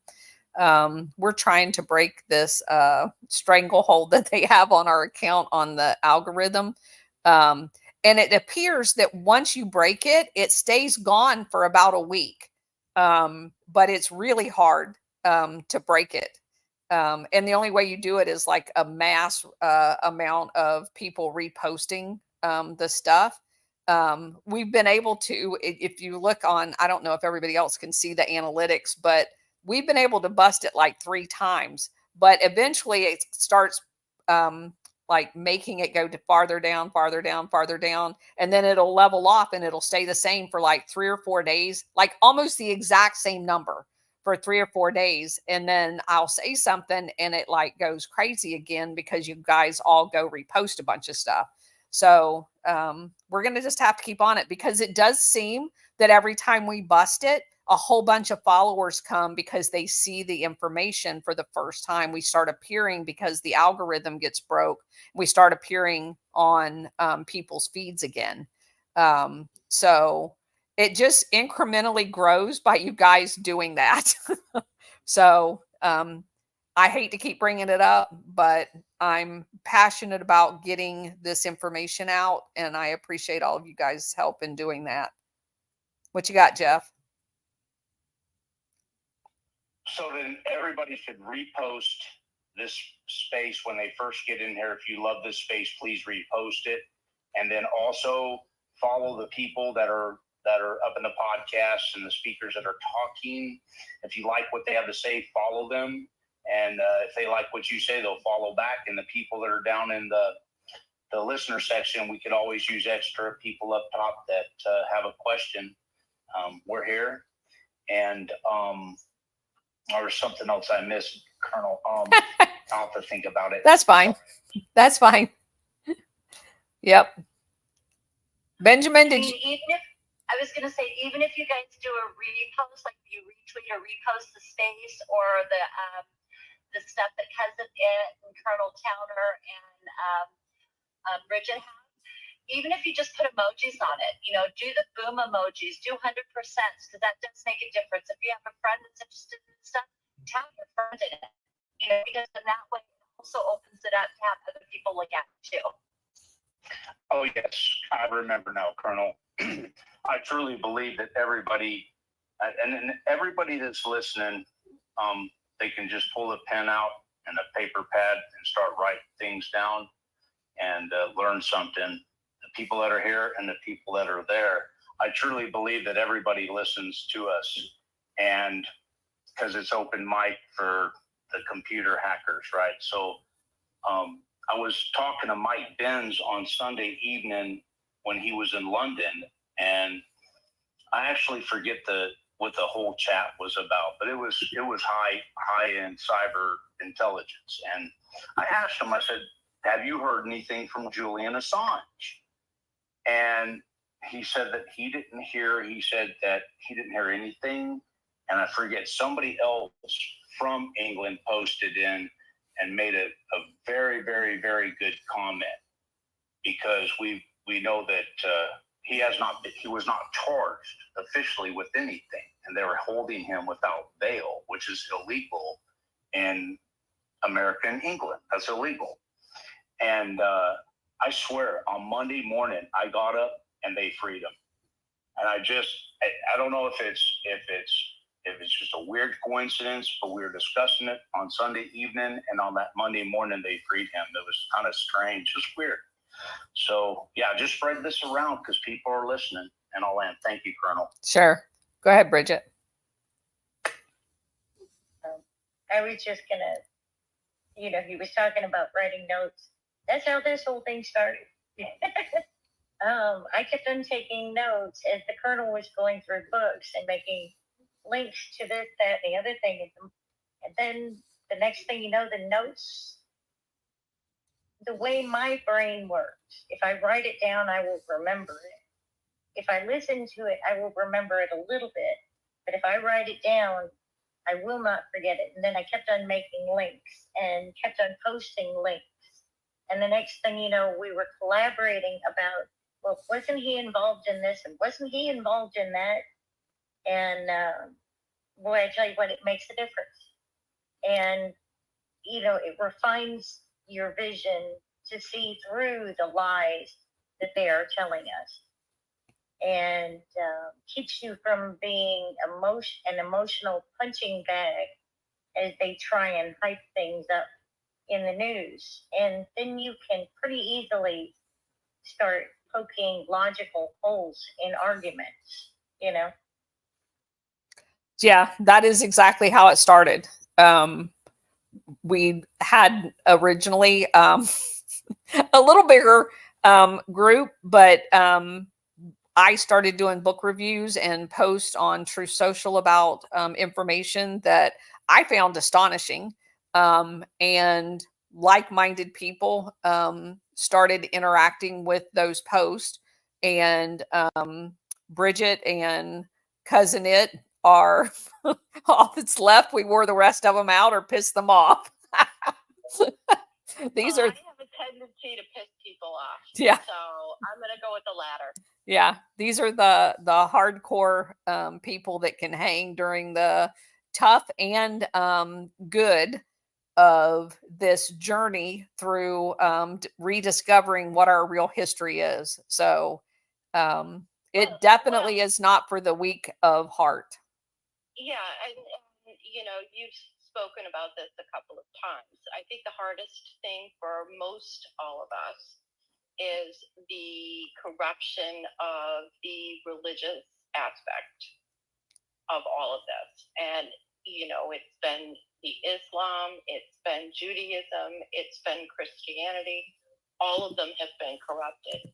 And when you point out the corruption without necessarily blaming any one particular religion, people get very offended and they clam up. But, it is part of it. and it needs to be called out. There are all of these, but it is the hardest, and we do lose most of the people because of the religious aspect of it. And quite frankly, that is the reason why we developed the label international syndicate, because it transcends religion, it transcends politics. There is no such thing as left and right. That's another made up bullshit thing. It transcends every aspect of our life. It is literally us against them. That's the bottom line. Us against them. And we're the Patriots, they're the International Syndicate. And so we came up with the title International Syndicate because it's generic enough to incorporate all of them, but it also annotates. I love Mike Benz to death, but I don't like the term blob, because the blob is just like a big fat, HR puffin stuff back in the day. It's just a blob. This is criminal. This is international criminality. And I wanted something that was much more pointed, to indicate what they are engaging in is criminality against the world population. Colonel, do you think that Mike, considering he's probably going to be on some type of cabinet position for President Trump, he uses that term just so he doesn't have to point the finger at each individual specific person, place, or thing, because maybe I'm not criticizing him, Jeff. I'm not criticizing him. I don't choose to use it because it's too generic. I don't have any political aspirations. I don't know why he uses it. It's probably just something that he came up with, and that's fine. I'm telling you why I don't like it, because I don't think it's pointed enough. A blob is nebulous. A blob does not have any ill intent. These people are criminals. That they know they're engaging in criminal intent. So that's that's my personal thing. It's nothing against him. I love him to death. I think you're 100% right. Oh, sorry, go ahead. Go ahead, Sam. Go ahead, sir. Go ahead, Samba. I just wanted to jump in there. I would agree with that, because I think there's a lot of terminology that gets thrown around that I think is quite politicized for various reasons. We're in heated campaigns. We're probably one of the most divisive times in American history. Europe is the same. So a lot of these terms are very, very heavily politicized, whether it's blob, whether it's deep state, whether it's globalist, and often they lose meaning. Exactly. And I think one of the interesting, at least with calling things a syndicate, is the way, at least I see it, is that it does break also a little bit this narrative that when we look at these cases of blatant criminality that you've been highlighting so well historically, and the way that they reflect on similar operations that are happening in the present, is that they are not one nation state. And this isn't all the CIA or this Correct. agency versus that agency. Correct. And I think we can really get into these traps of saying, oh, we found the bogeyman and here we go. And that's really a little bit of limited hangout there, right? Because there is some truth in that, but it's not the full picture. And I think when we really do look at the full picture, you really do get a network of operations of oligarchic interests, you want to put it one way, of international. I mean, syndicate is a great word, because it really does describe the way that a lot of these operators, in the way that their international finance is used to back them up, to support these operations, in the way that in the way that they're using third party operators, mercenaries, and the likes, to operate. And time again, as people are saying, these patterns are very similar, but they are not just one, state actor. They are not just one, oh, here's the bad guy, and case closed. It would be easy if that was the case. Yeah, that's sort of my thinking behind that, because I think the more we look into all of these cases, the more you do get a very, very enmeshed international picture of how these things are actually operating. And in a way that the world is more interconnected than ever, the blowback is also equally international in scale, right? I mean, something that's happening in Libya is affecting, because of now migration, what's happening politically in Europe. And similarly, what's happening now in Sub-Saharan Africa with the coups going on. So you really have to have this bit of a wider picture, as much as it's important to get into the tight details of each case. But anyway, sorry, that's my 2 cents. So again, Zamba, well done. Words matter. It took me about 6 months at the beginning of this endeavor to craft International Syndicate because of some of the controversy that we experienced over on Truth Social. And every single time we brought a new piece of the puzzle up, even before we discovered Operation Gladio, it was, oh, it's all the Jews. Oh, it's all the Catholics. Oh, it's all the Jesuits. Oh, it's all of the British, the London, blah, blah, blah. Or, oh, it's Illuminati. Skull and bones. Okay, hold on. Let me finish, Jeff. Come on. So the when I started getting that pushback, I knew immediately what was going on. They shut you down from exposing truths by the word police. And I was not going to allow that to happen. It was a very specific, again, and I'm not trying to pat myself on the back, but I spent 30 years in war game planning on how to craft narratives, on how this, how you approach an enemy. And because words are so important in their PR campaign, they spend hundreds of millions of dollars crafting narratives. And I'm not saying International Syndicate is a narrative. I'm saying it's the counter to their narrative. So you cannot derail me when I point out that the banker is Jewish, that it's all Jews, to discount the information that I'm providing, because I've got a FU for you. You can't discount when I tell you the Knights of Malta, because it's a Catholic secret society.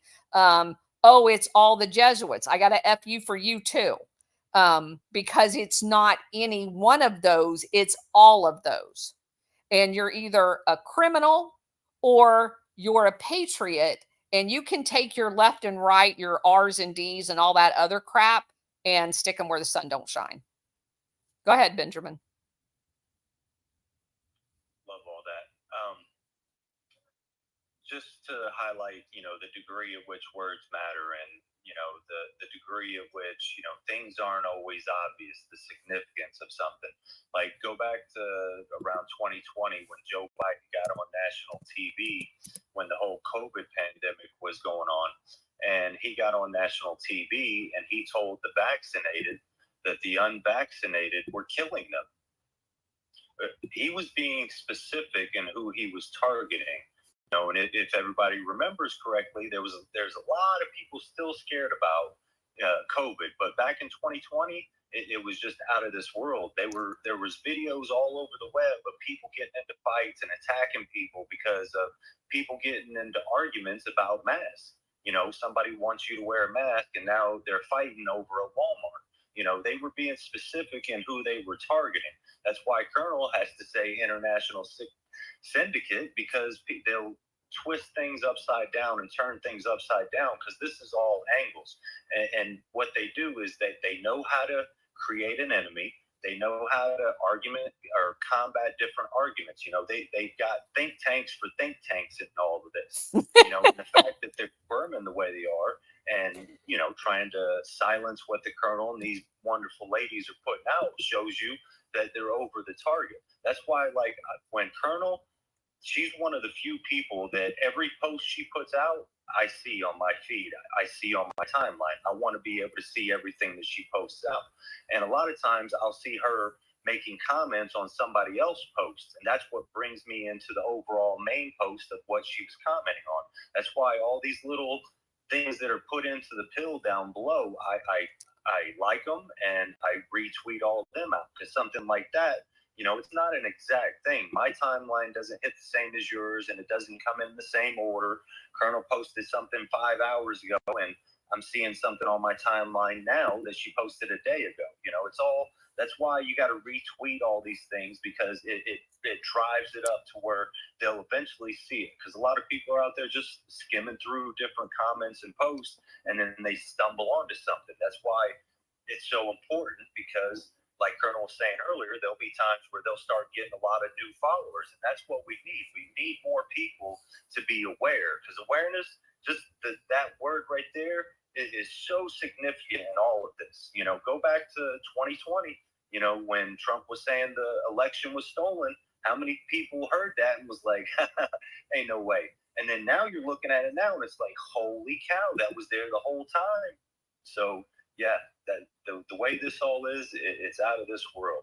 That's why finding good people like the Colonel and these ladies, that's what I look for. I sit in an audience and I'll listen to people for days, weeks, months, just to figure out who they are and hear where they're coming from.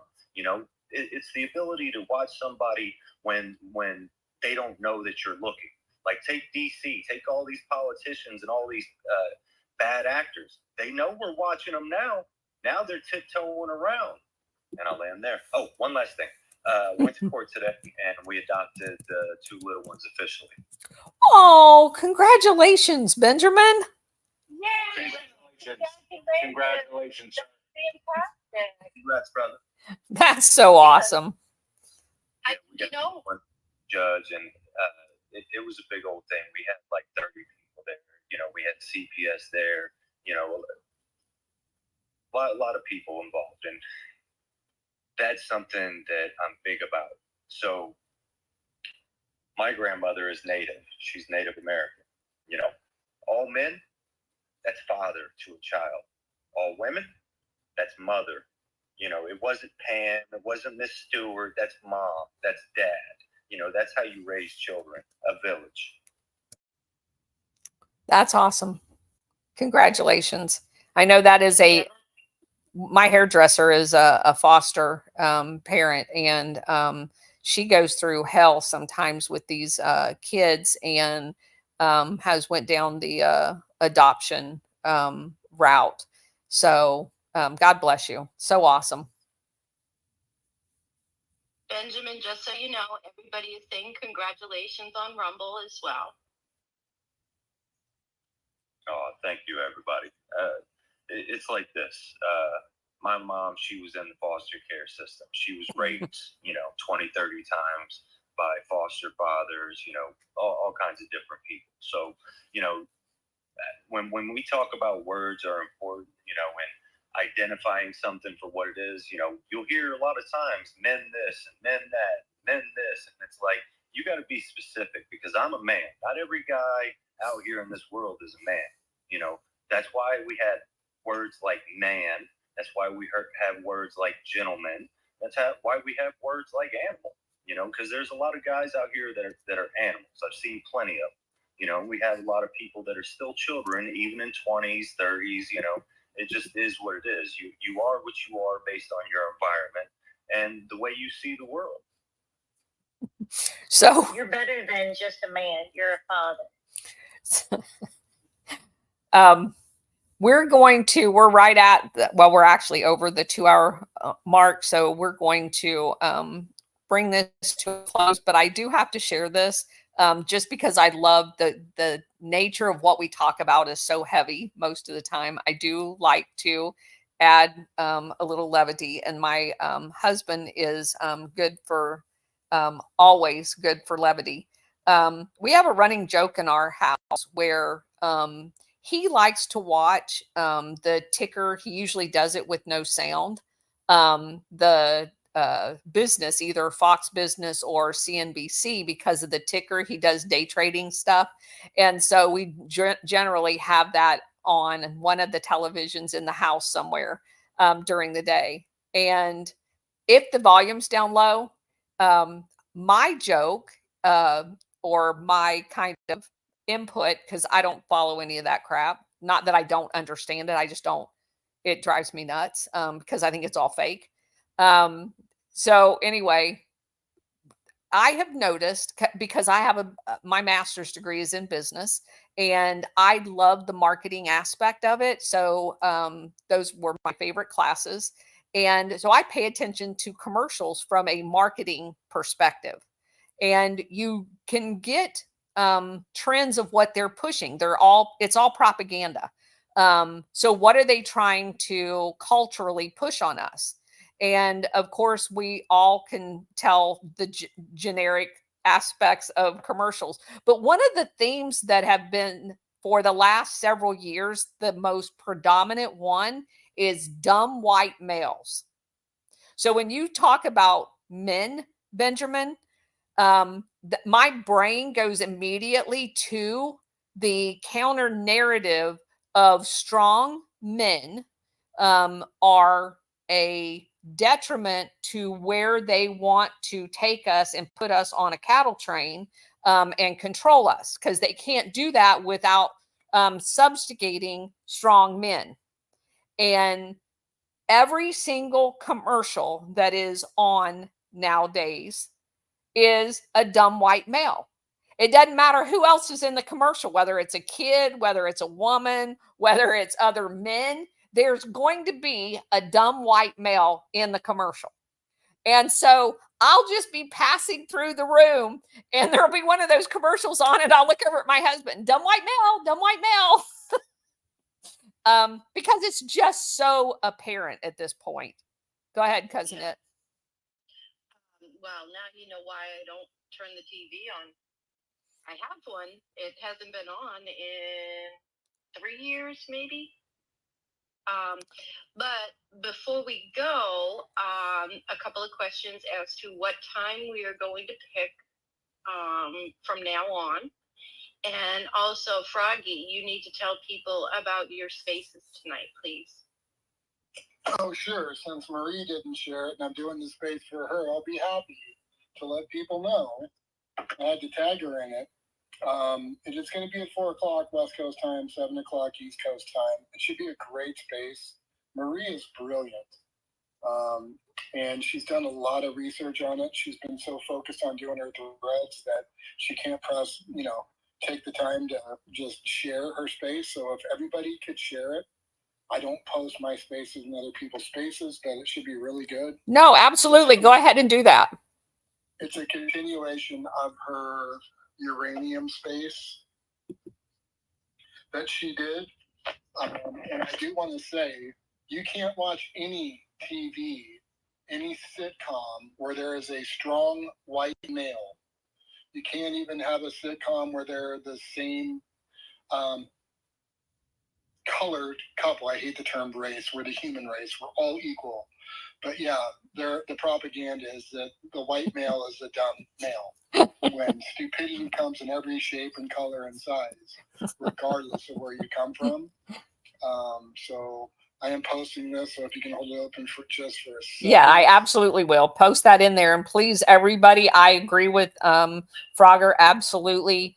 You guys listen to that podcast or spaces and do your own due diligence in researching the stuff, because I tell this to everybody, you guys need to, everything that we share, all of the links that Bridget and Cousin It put in there, go click on them. Go research yourself. Read the rest of the story. I'm just giving you the highlights. We're not covering every single thing, but we do select articles that do cover all of this stuff in depth. And I think it's very important for you guys to begin doing your own research and forming your own opinion. That's the reason why we came to Spaces.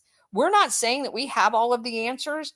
Anybody that wants to do their own research, and even like 2 weeks from now, you come across something that has to do with Libya, we want you up in the speaker area and we want you to say, hey, you know what? You know, when you said X, I was reading Y. Why do you think that's the case? How do you reconcile those two?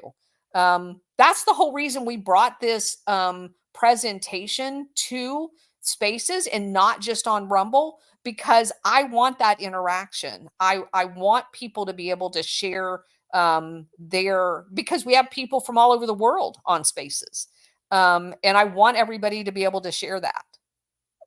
Did you have anything else, Frog? Yeah, I just wanted to say I'm really sad that you did Operation Gladio and finally got to Libya, because that covers the Arab Spring. You could just go through the whole list of Tunisia, every country that was involved, Egypt. I mean, there's so much to it. I mean, that's a There's serious. going to be a part 2. Yeah, we're going to go through Libya part 2 on Monday. And Cousin It put me on the spot without having us have a discussion on what time that's going to be. Dun, dun, dun. Yeah.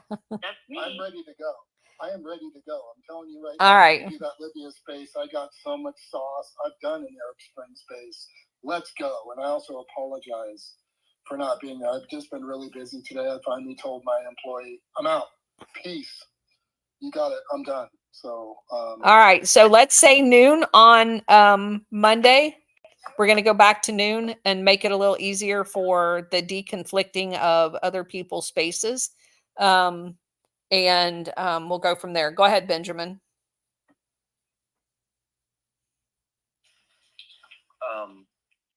Just one last thing. He's Like, pulling a Vivek. Can you hear him taking a piss in the back?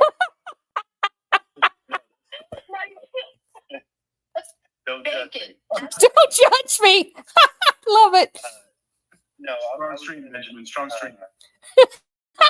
How I look at my relationships when I interact with people, it's something I learned a long time ago. Every relationship I go into, I visualize like a pot or a cauldron, and it's like making a stew, So one thing I work on is putting good ingredients into that stew with people, That's why I love the military. You got all these sailors, and it's like we surround you with good people and we want to put good things into you, I say these things because it's echoes, that's part of what life is, the ripple effect, things like that, I'm one of those people that have actively caused ripples in the pool of life throughout my whole life. I've always treated people with dignity and respect. And the reason being is because, I had very, very, very humble beginnings. And that's just highlighting something, and that's something that can be unpacked. A lot of the stuff that the Colonel and all of us talk about, there's more to it. It's like I can describe to you the highlights of the movie, but until you watch that movie yourself, that's when you get the full spectrum of what's going on, and that's why, take these ladies on what they say. Get in there and read some of this stuff. Watch some of these videos about it, and then that'll bring you up to the severity of, what we're dealing with when it comes to these types of people. People don't know what they don't know. If they're not aware that it's out there, they'll not know that it exists. So that's why we're constantly out here putting ripples into the pool of all of this, because we want good people to be in charge, because we know what that looks like when it happens. In the military, that we're not perfect. There's bad leaders, but there's also really good leaders, and there's a huge difference. You as an individual are a tool. One tool is better than the other. So if we can get more good tools out here in America, if we can build our communities up and our families up and teach people how to be proper parents and how to operate and move in the world. See, that's what the military does for you. It gives you tools and lets you play with that tool. Authority is a tool to be played with, and that's what you do. You play with it, and that's how you progress through the military, by expanding who you are. Always be looking to be better. Always. So this is a good illustration, and we're going to close on this, Benjamin. Benjamin likes to be called a ripple maker. I'm a rock thrower. Say you can say that you throw rocks and I make waves. He throws pebbles and makes ripples. Well, you're judging me. Hey, good chat, Colonel. Thank you. Bridget's cousin, thank you so much for bringing the receipts to the table. And I agree with Colonel. If we all come together and bring our receipts together, we'll connect the dots. Thank you, Colonel. Sure. All right. See you guys on Monday. Have a nice weekend. And everybody tune in to Frogger's show tonight with Marie. Thanks again, everybody. God bless you, Colonel and team. God bless you. Good to see you, Froggy. You too, sir. All right. See you guys later. Thanks y'all for being here on Rumble. Appreciate it, for hanging in there with us.